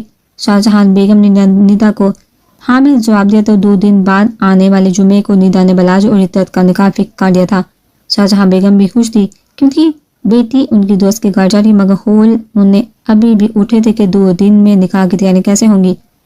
بابر صاحب اور فہیم صاحب نے کھڑے ہو کر شاہجہاں بیگم کے سر پر ہاتھ رکھا, انہیں تسلی دی. شاہجہاں بیگم کی آنکھیں بھیگنے لگی. اس وقت انہیں اس بندے کی شدت سے یاد آئی جسے دیکھے انہیں 21 سال ہو گئے تھے. عطرت نے کمرے میں آ کے بلاج کو نہ چاہتے ہوئے بھی کال ملائی اور بلاج بھی شاید اسی کی کال کا ویٹ کر رہا تھا. جو بم اس نے پھینکا تو کوئی تو ریاکشن سامنے آنا تھا. تنزیہ مسکراتے ہوئے بلاج نے عطرت کی کال اٹھائی اور کہا کیوں فون کیا ہے مجھے, اور اب کال ہی دی ہے تو جلدی بکواس کرو. مجھے بھی کوئی شوق نہیں آپ کو کال کرنے کا, کوئی شاہ رخ خان نہیں آپ جو میں بات کرنے کے لیے مری جا رہی ہوں, اور بکواس آپ کی ہے. شادی کا جلدی بول کے منع کرے ندا آنٹی کو, میں نہیں کروں گی اتنی جلدی نکاح. کیوں کسی کا ویٹ کر رہی ہو کہ کوئی آئے گا اور مجھ سے چھین کے لے جائے گا تمہیں. بلاج کو خود نہیں پتا تھا کہ وہ کیا بول گیا. آگ تو وہ عطرت کو لگا چکا تھا مگر اب باری عطرت کی تھی. چین تو کوئی بہت پہلے چکا مجھے. خیر آپ کو اندازہ نہیں ہوا, آپ چھینی ہوئی چیز آپ کو دوبارہ چھیننی ہے تو میں کیا کر سکتی ہوں. کہہ کے بلاج کو صحیح سے آگ لگا کے عطرت موبائل بند کر چکی تھی اور ہر بار کی طرح بلاج حالی اپنا غصہ دیوار پر اتار پایا. آج منہ تو خراب ہو ہی چکا تھا جس کی وجہ سے وہ جونی کے پارکنگ ایریا میں بیٹھا مسلسل سموکنگ کر رہا تھا. ماشا کو وہ بنا چکا تھا مگر پھر اس کو آج عجیب سی بے چینی ہو رہی تھی اور وہی بے چینی دور کرنے کے لیے وہ سگریٹ پی رہا تھا. سامنے اس کی نگاہ تھی اور اس کا انتظار شاید ختم ہوا تھا. وہ سدھا کے ساتھ جونی میں انٹر ہوئی تھی. زیو سے مسلسل دیکھ رہا تھا. ماشا کا بس نہیں چل رہا تھا کہ ہیر کو کہیں غائب کر دے. ہیر جو سدھا سے باتوں میں مگر تیز قدم اٹھاتی ہوئی اپنا اسائنمنٹ جمع کروانے جا رہی تھی, اچانک کسی سے ٹکرائی. روبوٹ اور اس کے دوست جان بوجھ کے ہیر سے ٹکرائے تھے اور یہ بھی زویان دیکھ چکا تھا. اندھے کو دیکھ کے نہیں چلتے. ہیر نے انگلش میں ان لوگوں کو ڈانٹا. نو بی یہ کہہ کے روبوٹ نے جیسے ہیر کا گال چھونا چاہا بازی فوراً درمیان میں آ گئے. Robot stay out right now, don't interfere, this metre away right now. Robot نے تقریباً زویان کو دھکا دیتے ہوئے کہا. روبوٹ اس سے دور ہو, تم اس مسئلے میں نہیں گھسو, جاؤ یہاں سے ابھی. آپ جاؤ, زی نے پلٹ کے ہیر کو دیکھ کے کہا. ہیر نے منہ کا غنیمت جانی اور جیسے جانے لگے. روبوٹ نے دوبارہ اس کا راستہ روکا. زی نے اسی وقت ایک زوردار مکہ روبوٹ کے منہ پہ مار جاڑ دیا. دیکھتے دیکھتے ان دونوں کی ہاتھا پائی ہوگی. ہیر اور سیدھا تو کافی گھبرا گئی تھی. پرنسپل کے آنے پہ معاملہ تھما. دونوں کو لاسٹ وارننگ دے کر چھوڑ دیا گیا تھا.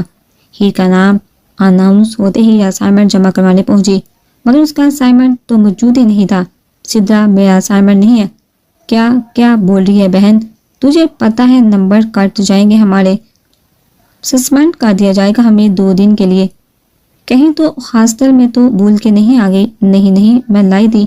جب اس لفنگے نے میرا راستہ روکا تھا تب تک میرے ہاتھ میں تھا. ہیر تقریباً رونے لگی. تب پیچھے سے زی نے اسے پکارا. ہیر. اپنے نام کی پکار پہ وہ پلٹی تو زویان کھڑا. اس کے ہاتھ میں کچھ تھا جو اس نے ہیر کو دیتے ہوئے کہا.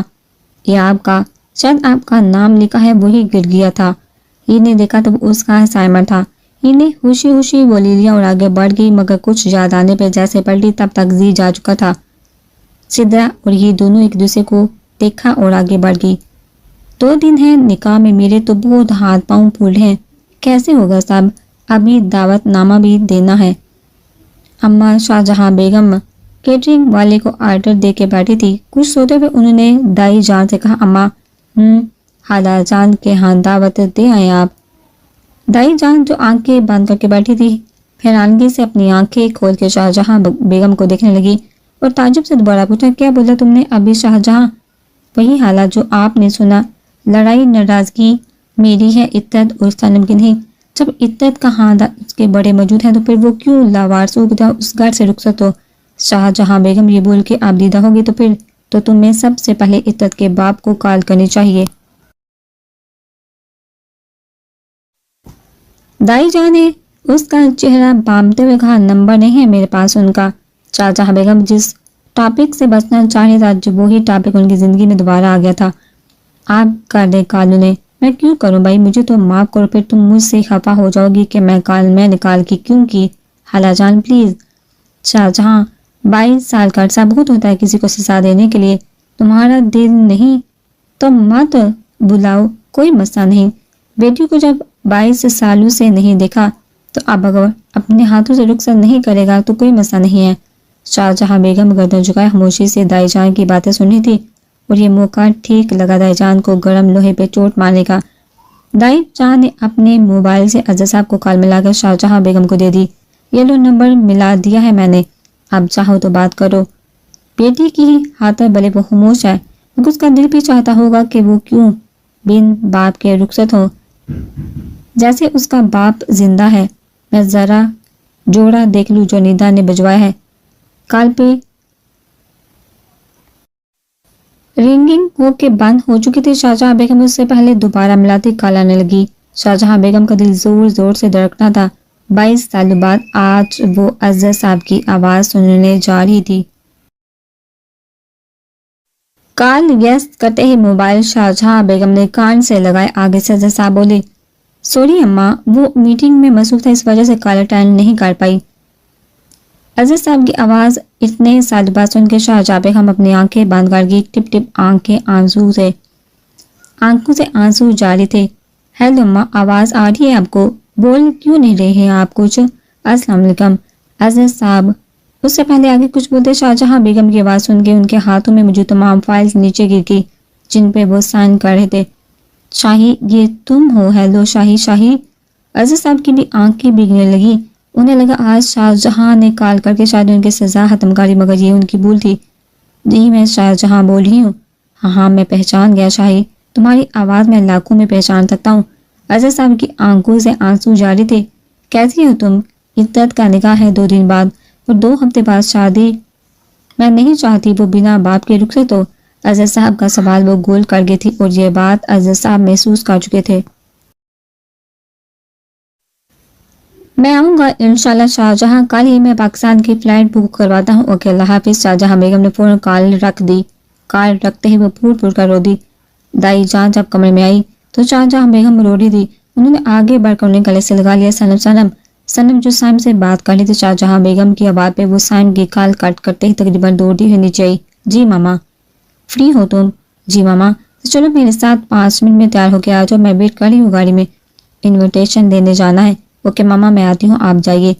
سنم تقریباً بھاگتے ہوئے اوپر آئی تھی کیونکہ پہلی دفعہ ایسا ہوا تھا کہ شاہجہاں بیگم نے اسے میرے ساتھ کہیں چلنے کو بولا تھا۔ سائم کو اس نے فوراً ویٹ کا میسج کیا اور تقریباً بھاگتے ہوئے گاڑی تک پہنچی۔ شاہجہاں بیگم نے ڈرائیور کو ایک ڈریس سے سمجھا کے وہاں چلنے کو بولا۔ سنم ڈریس سن کے وہاں کے مکین کا نام سن کے ایک دم چونکی اور شاہجہاں بیگم سے پوچھا، ماما یہ بہزاد مینشن وہاں کون ہے؟ بہزاد چودھری کا نام تو سنا ہوگا تم نے، میرے ماموں کا بیٹا ہے۔ وہ شاہجہاں بیگم نے اتنے ریلیکس انداز میں یہ بات کہی تھی جبکہ بہزاد چودھری کا نام سن کے سنم کے سامنے سب سے پہلے شاندے کا چہرہ آیا تھا۔ گاڑی جیسے ہی بہزاد مینشن میں داخل ہوئی، سنم کا منہ حیرت سے کھل گیا۔ اتنا بڑا مینشن جو کسی محل سے کم نہیں تھا، ہر طرف گارڈ تھے اور ایک بات سنم نے نوٹ کی سبھی اس کی ماما کی گاڑی کو سلام کر رہے تھے۔ اس کا مطلب تھا ماما یہاں آتی جاتی ہیں۔ گاڑی رکتے ہی 2-3 نوکر سنم کی گاڑی کے آگے پیچھے جمع ہو گئے انہیں پروٹوکول دینے کے لیے۔ سنم کو اب سمجھ آیا بہزاد کی ایٹیٹیوڈ کا، اور کیوں نہ ہوتا دولت کے ساتھ حلالیں اس نے بھی بے شمار دیا تھا، 10 لاکھ سے زیادہ فالوور سے بہزاد کے نیٹ ورڈ میں۔ سنم نے یہ بات حالی تجسس سے شاندی کو جب بتائی تھی تب شاندی کا جو ریاکشن سامنے آیا تھا وہ سوچتے ہوئے سنم نے جرجری لی تھی۔ مینشن کے لیونگ ایریا میں قدم رکھتے ہی سنم کی آنکھیں پوری روشن ہوگی۔ اس نے شاہجہاں بیگم سے کہا، ماما یہ واقعی آپ کے ماموں کا گھر ہے؟ کیوں تمہیں شک ہے؟ نہیں ماما، وہ کبھی آئے نہیں ہمارے گھر۔ صنم نے فوراً نروس ہو کے کہا، ہاں آتا نہیں وہ گھر، کیونکہ وہاں آگے کی بات بولنے سے شاہجہاں بیگم نے خود کو باز رکھا۔ وہاں کیا ماما؟ کچھ نہیں۔ وہ دونوں لیونگ ایریا میں جا کے بیٹھے تب بہزاد سیڑھیوں سے اترتا دکھائی دیا۔ لائٹ فیروزی کلر کی قمیض شلوار میں بہزاد چودھری کہیں کا شہزادہ لگ رہا تھا۔ گرین کلر کی اس کی آنکھیں اس کی روبدار شخصیت میں چار چاند لگا تھی۔ صنم اسے ٹک ٹکی باندھے دیکھنے لگی۔ ارے ذہن نصیب، آج تو شاہجہاں ملکہ آئے ہیں۔ شاہجہاں نے تیزی سے آگے بڑھ کے بہت احترام سے شاہجہاں کو اپنے بازو کے حصار میں لیا تھا۔ صنم دیکھ سکتی کہ جس بہزاد کی آنکھوں میں اس نے ہمیشہ غصہ اور وحشت دیکھی، جتنی بار بھی اس کا سامنا اسی سے ہوا تھا، آج اس کی آنکھوں میں پیار، احترام اور عزت تھی۔ کیسی ہو صنم؟ شاہجہاں بیگم سے ملنے کے بعد اب بہزاد صنم کی طرف متوجہ ہوا۔ بہزاد نے مسکرا کے پوچھا اور بہزاد کی مسکراہٹ صنم کے تن بدن میں آگ لگانے کے لیے کافی تھی۔ ٹھیک ہو بہزاد، عاشر کہاں ہے؟ وہ ٹیوٹر آیا ہوا ہے اس کا، ملکہ وہ پڑھ رہا ہے۔ تم باز نہیں ہوگے مجھے ملکہ کہنے سے؟ شاہجہاں بیگم نے مسکرا کے کہا، نہیں بھائی، بہزاد گدر کی پہلی ملکہ اس کی دوست اس کی شاہجہاں ملکہ ہے، پلس آپا بھی۔ صنم نے بہزاد کو مسکراتے ہوئے دیکھا تو بلا جھجک مسکرائی، کیونکہ وہ لگ ہی اتنا حسین رہا تھا۔ مسکرا کے اطاعت کا نکاح ہے، 2 دن بعد شرافت سے تشریف آوری لے آنا، صبح سے۔ اچھا مجھے تو نہیں بتایا۔ اطاعت نے بڑی چھپی رستم نکلی۔ بہزاد نے منہ بنا کے کہا، مطلب اطاعت آپ بھی جانتی ہیں بہزاد کو؟ ایک میں ہی ہوں دنیا جہاں سے بے خبر ہوں۔ صنم نے دل میں سوچتے ہوئے کہا، حال میں ہے نکاح؟ بہزاد نے سنجیدہ ہوتے ہوئے کہا۔ صنم اس کے پل بھر میں سنجیدہ ہونے پہ حیران رہ گئی۔ ہاں حال میں ہے نکاح، تمہاری وجہ سے، کیونکہ مجھے پتا تھا اگر گھر میں رہوں گی تو نہیں آتے تم۔ اگر گھر میں رکھوں گی تو نہیں آتے تم؟ بہزاد نے ہاں میں گردن ہلائی۔ شاہجہاں کی بیگم کی بات سن کے اچھا ممانی کہاں ہے؟ میں مل لوں ان سے؟ وہ کمرے میں ہے، نماز پڑھ رہی ہیں، مل لو تم۔ شاہجہاں بیگم کے جاتے ہی بہزاد صنم کو دیکھ کے مسکرانے لگا۔ صنم کا بس نہیں چل رہا تھا وہ بہزاد کا منہ نوچ لے۔ صنم اسے اگنور کر کے جانے لگی۔ جب بہزاد نے اس کا ہاتھ تھام کے اسے اپنے سامنے بٹھایا، صنم نے بہزاد کی اس حرکت پہ اسے کچھ نہیں کہا۔ غصہ آ رہا ہے مجھ پہ؟ بہزاد کے بولنے پہ صنم نے کہا، آپ کیوں شانزے کے پیچھے پڑے ہیں؟ جب آپ نے اسے دھمکایا تو وہ رک گئی نا۔ آپ کے بارے میں کسی کو نہیں بولا تو پھر کیوں پریشان کر رہے ہیں اسے؟ صنم کو شانزے موبائل والا قصہ سنا چکی تھی۔ آپ جانتے ہیں جان ہے میری شانزے میں، اور اسے پریشان کرنے والوں کو میں چھوڑ نہیں۔ میں پریشان نہیں کر رہا اسے، اور دوسری بات تمہیں انٹرفیئر کرنے کی ضرورت نہیں اس معاملے میں۔ یہ میرا پرسنل میٹر ہے، ملکہ کے علاوہ یہ حق کسی کو نہیں دیتا میں کہ میرے پرسنل میٹر میں بولے۔ جب آپ کی ملکہ کو پتہ چلے کہ آپ کے شانزے کو کس طرح سے زانکار ہے تو یہ ملکہ آپ کا سر پھوڑ دے گی، کیونکہ شانزے ان کے لیے اتنی ہی اہم ہے جتنی میں اور اطاعت۔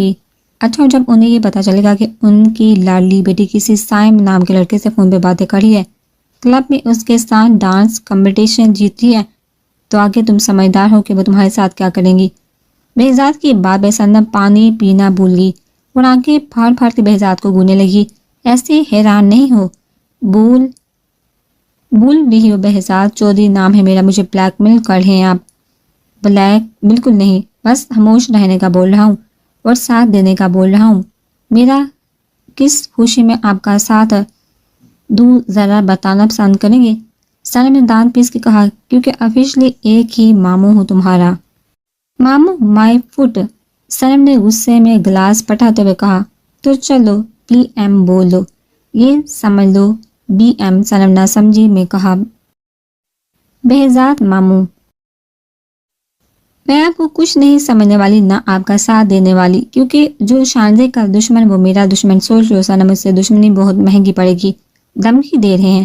بہزاد نے غور سے صنم کو دیکھا اور کہا، نہیں سمجھا رہا ہوں ویسے کیا؟ صنم نے آبروز کا کہا، سائم تمہارے لائق نہیں، وہ اچھا لڑکا نہیں ہے۔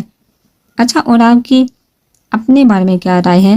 اللہ کا شکر ہے کبھی غرور نہیں کیا میں نے، لوگ خود ہی امپریس ہو جاتے ہیں بہزاد چودھری سے۔ ویسے دونوں سہیلیوں نے 2 کے لڑکے چنے ہیں اپنے لیے۔ سائم حال ہی میرا دوست ہے اور مراد سے شاندے بچپن سے محبت کرتی ہے۔ محبت کو نفرت میں بدلنے میں ٹائم نہیں لگتا۔ ابھی وہ دونوں اور باتیں کرتے شاہجہاں بیگم نے باہر آ کے صنم کو چلنے کو کہا۔ ایسے کیسے ملکہ 3 دنوں بعد آئی ہو؟ ہانسامہ کو کھانے کا بولا ہے میں نے۔ بہزاد نے شاہجہاں کو روکتے ہوئے کہا۔ نہیں بہزاد، پھر کبھی ابھی چھوٹی خالہ کے گھر جا رہی ہوں، تمہارا دماغ خراب ہے بہزاد ایک دم داڑا۔ اس کے داد سے صنم ڈر گئی تھی، مگر شاہجہاں بیگم نے ریلیکس انداز میں کہا لڑائی ناراضگی بڑوں میں ہے بہزاد، بچوں کو نہ رگڑیں تو بہتر ہے۔ تم میری خاطر آ رہے ہو مومانی، میری بچی کو دعائیں دینے والی ہیں، ایک ہی ماموں ہے اس کا، وہ بھی اگر نہیں آئے گا تو کیسا لگے گا عطرت کو؟ ہمیشہ سے مجھے بلیک کرتی آئی ہو ملکہ، بہزاد نے سنجیدگی سے کہا۔ اچھا اب میں چلتی ہوں، خیال رکھنا اور وقت پر آ جانا۔ اوکے صنم، دھیان رکھنا اپنا، بہزاد نے صنم کو مخاطب کر کے مسکرا کے کہا۔ صنم نے ایسا منہ بنایا بہزاد کی بات پہ کہ بہزاد نے اس کا منہ دیکھ کے بہت مشکل سے اپنا کہکا رکا۔ اب شاہجہاں بیگم کس کے گھر دعوت نامہ لے کر جا رہی تھی صنم کو کوئی آئیڈیا نہیں تھا۔ ماما آپ جانتی ہیں کہ بہزاد ماموں نے اپنے بیٹے کا، ابھی صنم پوری بات بول بھی نہیں پائی تھی کہ شاہجہاں بیگم نے غصے میں کہا تم نے دیکھا تھا اسے اپنے بیٹے کا قتل کرتے ہوئے؟ نہیں ماما، وہ نٹ پہ۔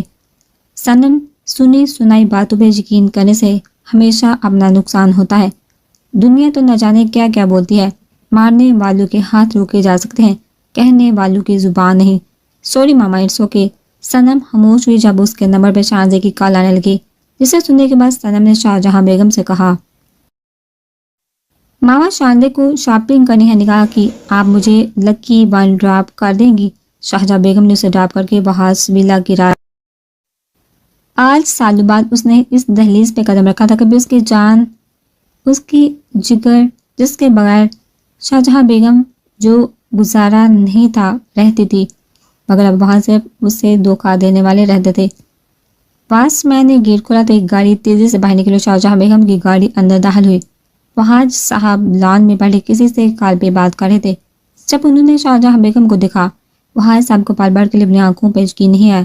انہوں نے فوراً کال کر کے تیزی سے شاہجہاں بیگم کے قریب آئے اور کہا شاہجہاں تم ہمارے گھر میں اتنے سالوں بعد؟ یہ بولتے ہوئے وہاج صاحب کی آواز روند گئی۔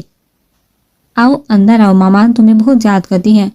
نہیں وہاج، میں یہی ٹھیک ہوں، اب یہاں تک آئی ہو شاہجہاں تو اندر آ جاؤ میری خاطر۔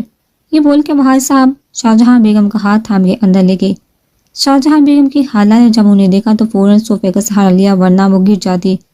روتے روتے انہوں نے شاہجہاں بیگم کو گلے سے لگایا، مگر شاہجہاں بیگم بالکل ساکن تھی۔ عطرت کا نکاح ہے جمعے کو، آپ لوگ ضرور آئیے گا، عطر نے اپنی خالہ کو دعوت دیتے ہوئے کہا۔ میں نے سب کو دعوت دی ہے، بحاج بہزاد بھی آئے گا اور اظہر صاحب بھی۔ ہاتھ جوڑ کے میری درخواست ہے کہ بچوں کے سامنے پرانی باتیں نہ دہرائی جائیں تو بہتر ہے، بے فکر ہو شاہجہاں، ایسا نہیں ہوگا۔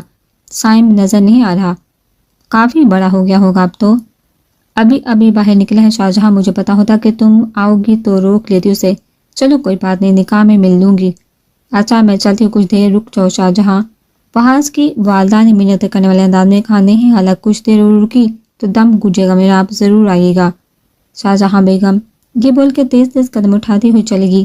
صنم شانزے کے ساتھ شاپنگ تو کرتی تھی، مگر اس کا دماغ بہزاد کے باتوں میں الجھا ہوا تھا۔ نہ جانے اب بہزاد مام آگے کی بات اس کے منہ سے نکلتے رہ گئی۔ کیا کہا تو نے بہزاد؟ شانزے جو اس کے ساتھ چلی تھی صنم کے بولنے پہ ایک دم چونکی۔ ارے نہیں بھائی، پاگل ہے کیا بہزاد، کیوں بولوں گی، میں نے کہا بیزار ہو رہی ہوں چل کے، کہیں بیٹھ کے کچھ کھاتے ہیں۔ شانزے نے اسے غور سے دیکھ کے کہا تو مجھے کچھ پریشان لگ رہی ہے، کیا بات ہے؟ سائم سے لڑائی ہوئی ہے کیا؟ ارے نہیں یار، بس بھوک لگی ہے۔ اچھا چل پہلے کچھ کھا لیتے ہیں پھر شاپنگ کرتے ہیں۔ شانزے یہ کہہ کے اس کا ہاتھ تھام کے چلنے لگی۔ اگر ابھی میں نے شانزے کو بتا دیا کہ بہزاد چودھری سے میرا رشتہ ہے تو یقیناً مجھ سے بات نہیں کرے گی اور نہ عزت ابھی کے نکاح میں آئے گی، اور اگر یہ نہ آئی تو میں ماما کو کیا بولوں گی، اور اگر ماما کو اس کے نہ آنے کی وجہ بتا دی تو بہزاد میری پول پٹی کھول دیں گے۔ اف اللہ، مجھے کہاں پھنسا دیا۔ نمرا اظہر صاحب تقریباً خوشی سے چہکتے ہوئے گھر میں داخل ہوئے۔ نمرا جو میر سے گھر صاف کروا تھی، اظہر صاحب کی آواز میں کھنک سن کے تیزی سے ان کے پاس آئی۔ اظہر صاحب کی آنکھیں بھلے بھیگی ہوئی تھی مگر لاب مسکرا رہے تھے۔ کیا بات ہے اظہر؟ نمرا نے تجسس سے پوچھا۔ اظہر صاحب نے نمرا کو کندھے سے تھام کر کہا، میرا بلاوا آ گیا ہے۔ نمرا پاکستان سے؟ کیا؟ نمرا شاکڈ تھی سن کے، کیونکہ 21 سالوں سے وہ لندن میں تھے۔ اظہر صاحب سے جب سے شاہجہاں بیگم نے قطع تعلق کر رہا تھا تب سے وہ پاکستان چھوڑ چکے تھے۔ ہاں نمرا، شاہجہاں کی کال آئی تھی، عدت کا نکاح ہے 2 دن بعد اور 2 ہفتے بعد شادی۔ میری جلدی سے پیکنگ کر دو، آج رات کی فلائٹ ہے میری۔ آپ اکیلے جا رہے ہیں؟ تمہیں اگر کوئی اعتراض نہیں ساتھ چلنے میں تو چلو۔ ہاں میں بھی چلوں گی آپ کے ساتھ۔ کیا پتہ اس بار شاہجہاں سب بول کے گلے لگا لے۔ نمرا بیگم یہ بولتے ہوئے آبدیدہ ہوگی۔ زویان سے پوچھ لو ساتھ چل رہا ہے تو رہنے دے اسے، وہاں جا کے اسے بہت سے سوالوں کے جواب دینے پڑیں گے ہمیں اظہر۔ ویسے بھی اس کے پیپر ہے اگلے ہفتے، سوالوں کے جواب تو جب بھی دینے ہیں نمرا، جو 2 مہینے بعد ہم ہمیشہ کے لیے پاکستان شفٹ ہو جائیں گے۔ یہ بول کے اظہر صاحب نے اپنے کمرے کی راہ لی اور نمرا بیگم نے ایک بار پھر ہمت باندھی تھی شاہجہاں کا سامنا کرنے کی۔ یار نکاح ہو رہا ہے تمہارا، کوئی تمہیں پھانسی نہیں ہونے والی جمعے کو؟ انجم نے جب اسے منہ پھلائے پارلر جانے کے لیے ریڈی ہوتے دیکھا تو بول پڑی۔ اتن نے اسکارف باندھے ہوئے کہا، جو مجھے پارلر چھوڑنے جا رہا ہے وہ کسی جلاد سے کم نہیں۔ عدت کی باب صنم کہہ لگا کے ہنس پڑی۔ انجم کو ہنستا ہوا دیکھ کے عدت نے پاس رکھا تھا کیا کھینچ کے انجم کے مارا اور کہا، میں نے کوئی لطیفہ نہیں سنا ہے انجم، گلا دبا دوں گی تیرا۔ عدت کا باعث نہیں چل رہا تھا کہ انجم کا سر بھار دے۔ بیا تو بول ہی ایسے رہی ہے کہ ہنسی ہی نہیں رک رہی۔ انجم نے اپنی ہنسی روکتے ہوئے کہا، ویسے محبت کے بھی نام کمال کے ہیں، کبھی محبوب تو کبھی جلاد۔ اس سے پہلے ادھر کچھ اور بولتی ماسی نے اسے آ کے بتایا کہ بلال صاحب لینے آئے ہیں۔ دو جلاد کا نام لیا اور آ گیا وہ اپنے محبوب کو تحتا دار پہ لٹکانے۔ انجم نے اپنا دوپٹہ اوڑھتے ہوئے کہا۔ انجم اور عدت ایک ساتھ نیچے اتری تھی۔ بلاج نے جب عدت کو دیکھا تو فوراً اپنی نظروں کا زاویہ بدلا، کیونکہ بالکل سادے سے بلیک سوٹ پہ وہ سیدھا ایک بار پھر اس کے دل پہ اٹیک کر رہی تھی۔ مگر جب اس کی نظر عدت کے پیچھے آتے انجم پر پڑی تو بلاج مسکرایا تھا، سو عدت کے ساتھ انجم نے بھی نوٹ کیا تھا۔ انجم نے آگے بڑھ کر بلاج کو جھک کے کہا، السلام علیکم دلہے بھائی۔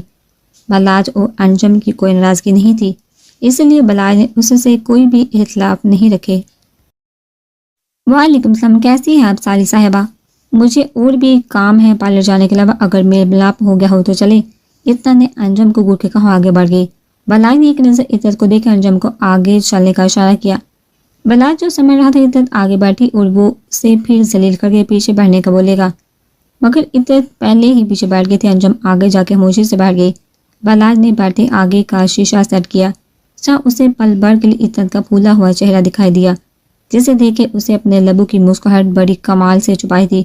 گاڑی اپنی منزل کی طرف گامزن تھی جب بلاج نے انجم سے پوچھا، کہاں غائب ہو میڈم، بالکل بھی کوئی رابطہ نہیں کیا تم نے؟ انجم نے مسکراتے ہوئے کہا، ہم تو وہی ہیں آج تک دلہے بھائی جہاں آپ چھوڑ کے گئے تھے۔ غائب تو آپ ہوئے تھے، غائب کیوں ہوا تھا یہ بھی جانتی ہو تم؟ بالکل جانتی ہوں، مگر تم چپ بیٹھ سکتی ہو انجم؟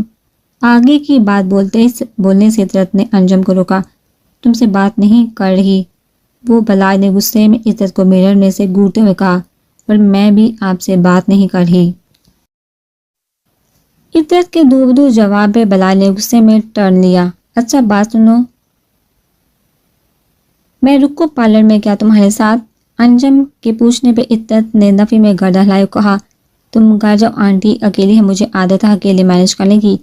عدت کے جواب پہ انجم سیدھی ہو کے بیٹھی اور بلاج ایک بار پھر عدت کو دیکھنے پہ مجبور ہو گیا۔ گاڑی کو ایک گلی کے کونے پہ روک کے ان لوگوں نے انجم کو اتارا۔ انجم کے جاتے ہی بلاج نے عدت سے کہا، آگے آگے بیٹھو، نہیں میں یہیں صحیح ہوں۔ بات سنو میڈم، میں ڈرائیور نہیں ہوں تمہارا جو تم پیچھے بیٹھی ہو، آگے آگے بیٹھو۔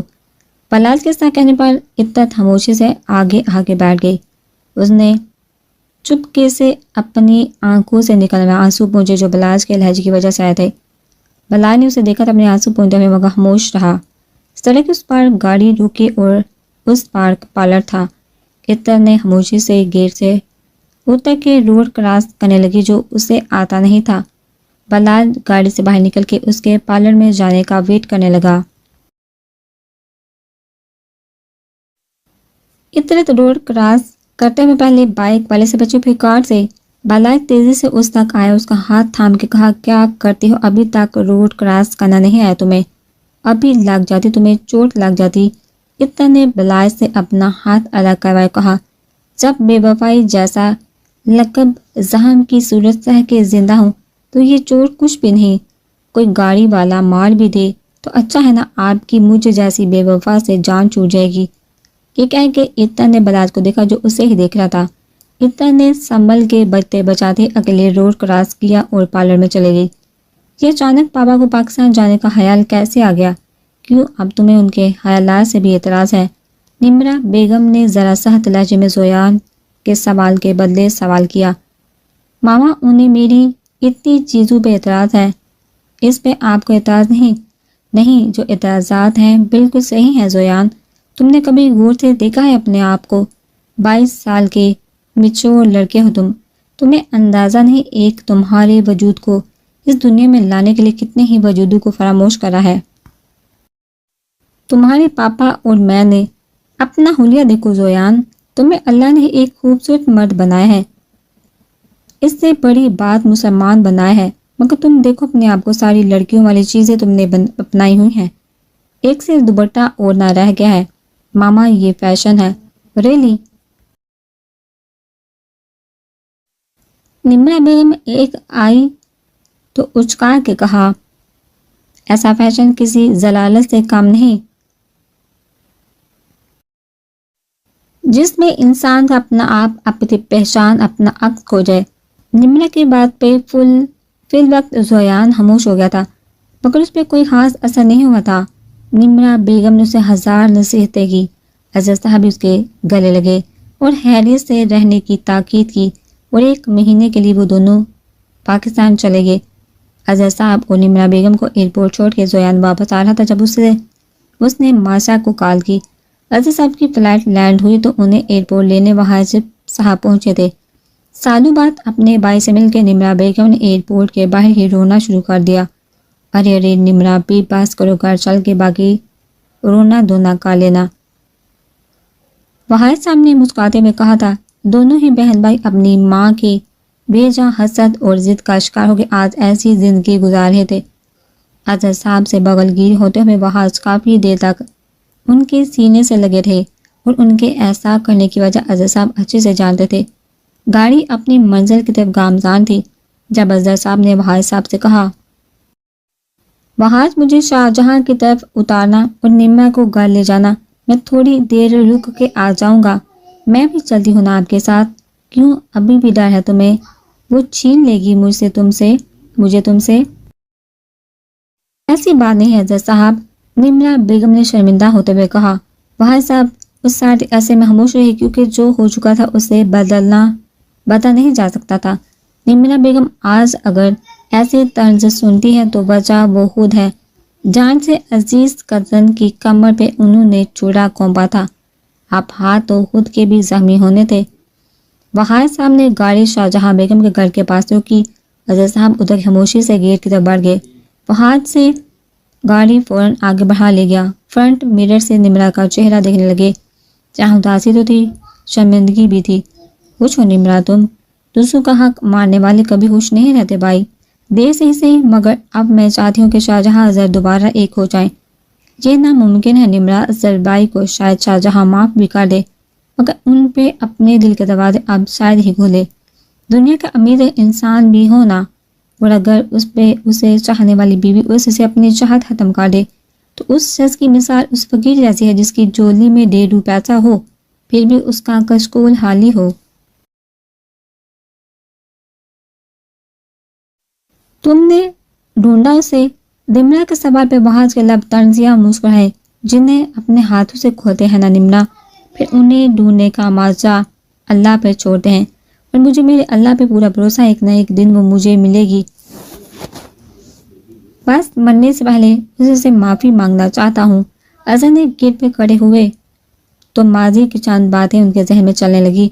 अच्छा ये बताओ, लेने कब आऊँ? अजहर ने शाहजहां को उसके मेके उतारते हुए कहा। क्यों, आप अंदर नहीं आएंगे? ओ प्लीज़ मुझे तो माफ़ करो, आज छुट्टी का दिन है اور ہٹلر گھر میں ہوں گے، مجھے دیکھتے ہی انہیں ساری تہذیب تمہید یاد آ جاتی ہے۔ مجھے تو اپنی خالہ جان سے ہمدردی ہے، کیسے ایسے ہٹلر۔ اظہر اپنی دھن میں بول گیا، مگر کچھ یاد آنے پہ اس نے دانتوں تلے زبان دبا کے گردن گوا کے شاہجہاں کو دیکھا، جو انہیں ہی غصے میں گوڑی تھی۔ ارے میرا مطلب ہے ابھی ہلدو کی چھٹی ہے، میں جاؤں گا تو ان کا مذاق خراب ہو جائے گا۔ ان کی بیٹی اتنے ٹائم بعد جو گھر آئی ہے۔ عزیز کان کھول کے میری بات سن لے، ایک اور بار اگر اپنے بابا کو ہٹلر بولا تو میں یہی رک جاؤں گی، ہمیشہ ہمیشہ کے لیے آئیے گا پھر مجھ سے ملنے 23 سال بعد، جب اگر میرے بابا نے اجازت دی تو دیدار کروں گی آپ کا۔ شاہجہاں کے بولنے پر اظہر نے مسکراتے ہوئے اس کا چہرہ تھاما اور اس کے گال پہ دائیں بائیں اپنے لب رکھتے ہوئے کہا، تم سے 24 سیکنڈ کی دوری بھی مجھے مرنے کے مقام تک لے جاتی ہے، تو 23-24 سال تک دور کیسے رہوں گا؟ مر جاؤں گا۔ شاہجہاں ان کی باتوں میں مسکراتی ہوئی اندر چلی گئی۔ اظہر صاحب نے ڈور بیل پہ ہاتھ رکھا تو ان کی آنکھیں بھیگنے لگی۔ 23 سال بعد وہ آج اس دہلیز پر کھڑے تھے، جہاں ان کا استقبال کرنے کے لیے نہ تو ان کی جان سے پیاری خالہ موجود تھی اور نہ ان کے ہٹلر خالو۔ دروازہ اتنا نے کھولا اور کھولتے ہی جس شخص کو سدھ نے دیکھا، دیکھتے ہی اس کا ہاتھ بے دھڑک اپنے منہ پہ گیا۔ آنسو آنکھوں سے تواتر جاری تھے۔ اس نے اظہر صاحب کو چھو کے صرف اتنا کہا، بابا آپ۔ اظہر نے روتے روتے عطر کو گلے سے لگا لیا۔ عطر ان کو لے کر اندر بڑھی تو انہیں صوفے پہ شاہجہاں ٹیک لگائے دکھائی دی، شاید نماز پڑھ کے صوفے پر بیٹھے بیٹھے سو گئی تھی۔ عطر نے آگے بڑھ کر جیسے شاہجہاں بیگم کو اٹھانا چاہا، اظہر صاحب نے روک دیا۔ اظہر صاحب خاموشی سے بالکل شاہجہاں بیگم کے قریب بیٹھ کے غور غور سے ان کا چہرہ دیکھنے لگے۔ آنسو کا نہ رکنے والا سلسلہ ان کی آنکھوں سے جاری تھا۔ عطر نے ان دونوں کو اکیلا چھوڑا، وہ دائی جان کو بلانے چلے گی۔ زمانے نے شاہجہاں بیگم کے حسن میں کوئی ضرب نہیں لگائی تھی۔ آج بھی ان کا حسن لاجواب تھا، ہاں بالوں میں سفید چاندنی آ گئی تھی، جسے دیکھ کے اظہر صاحب کو کچھ یاد آیا۔ شاہجہاں میں تو کہہ رہا ہوں ہم ابھی سے بال سدا کالے کرنے والا کلر لگا لیتے ہیں۔ اظہر نے اپنے اکا دکا سفید بالوں کو شیشے میں دیکھتے ہوئے اپنا مشورہ دیا، کیوں بھئی، میں تو کبھی نہیں لگاؤں گی بال کالا کرنے والا کلر۔ جب بھی میرے بال سفید ہوں گے انہیں میں ایسا ہی رہنے دوں گی۔ سفید بالوں میں پرسنالٹی الگ ہی لگتی ہے۔ اظہر صاحب پرانی باتیں یاد کر کے ہلکا سا مسکرائے۔ اسی ہی نظر کی تپش اپنے چہرے پہ محسوس کرتے ہوئے شاہجہاں بیگم کی آنکھوں میں ہلکی سی جنبش ہوئی۔ انہوں نے اپنی آنکھیں کھولی اور دائیں طرف دیکھتے ہی انہیں اظہر صاحب کا دیدار ہوا۔ بلا جھجک ان کا ہاتھ اپنے دل پہ گیا، مگر انہوں نے فوراً اپنا ہاتھ ہٹایا۔ یہ عمل اظہر صاحب سے چھپ نہ سکا۔ شاہجہاں بیگم نے غور غور سے انہیں دیکھنا شروع کر دیا۔ ایک آنسو ان کی آنکھ سے نہیں گرا، مگر جب آگے بڑھ کے اظہر صاحب نے انہیں سینے سے لگایا وہیں شاہجہاں بیگم بلک پڑی۔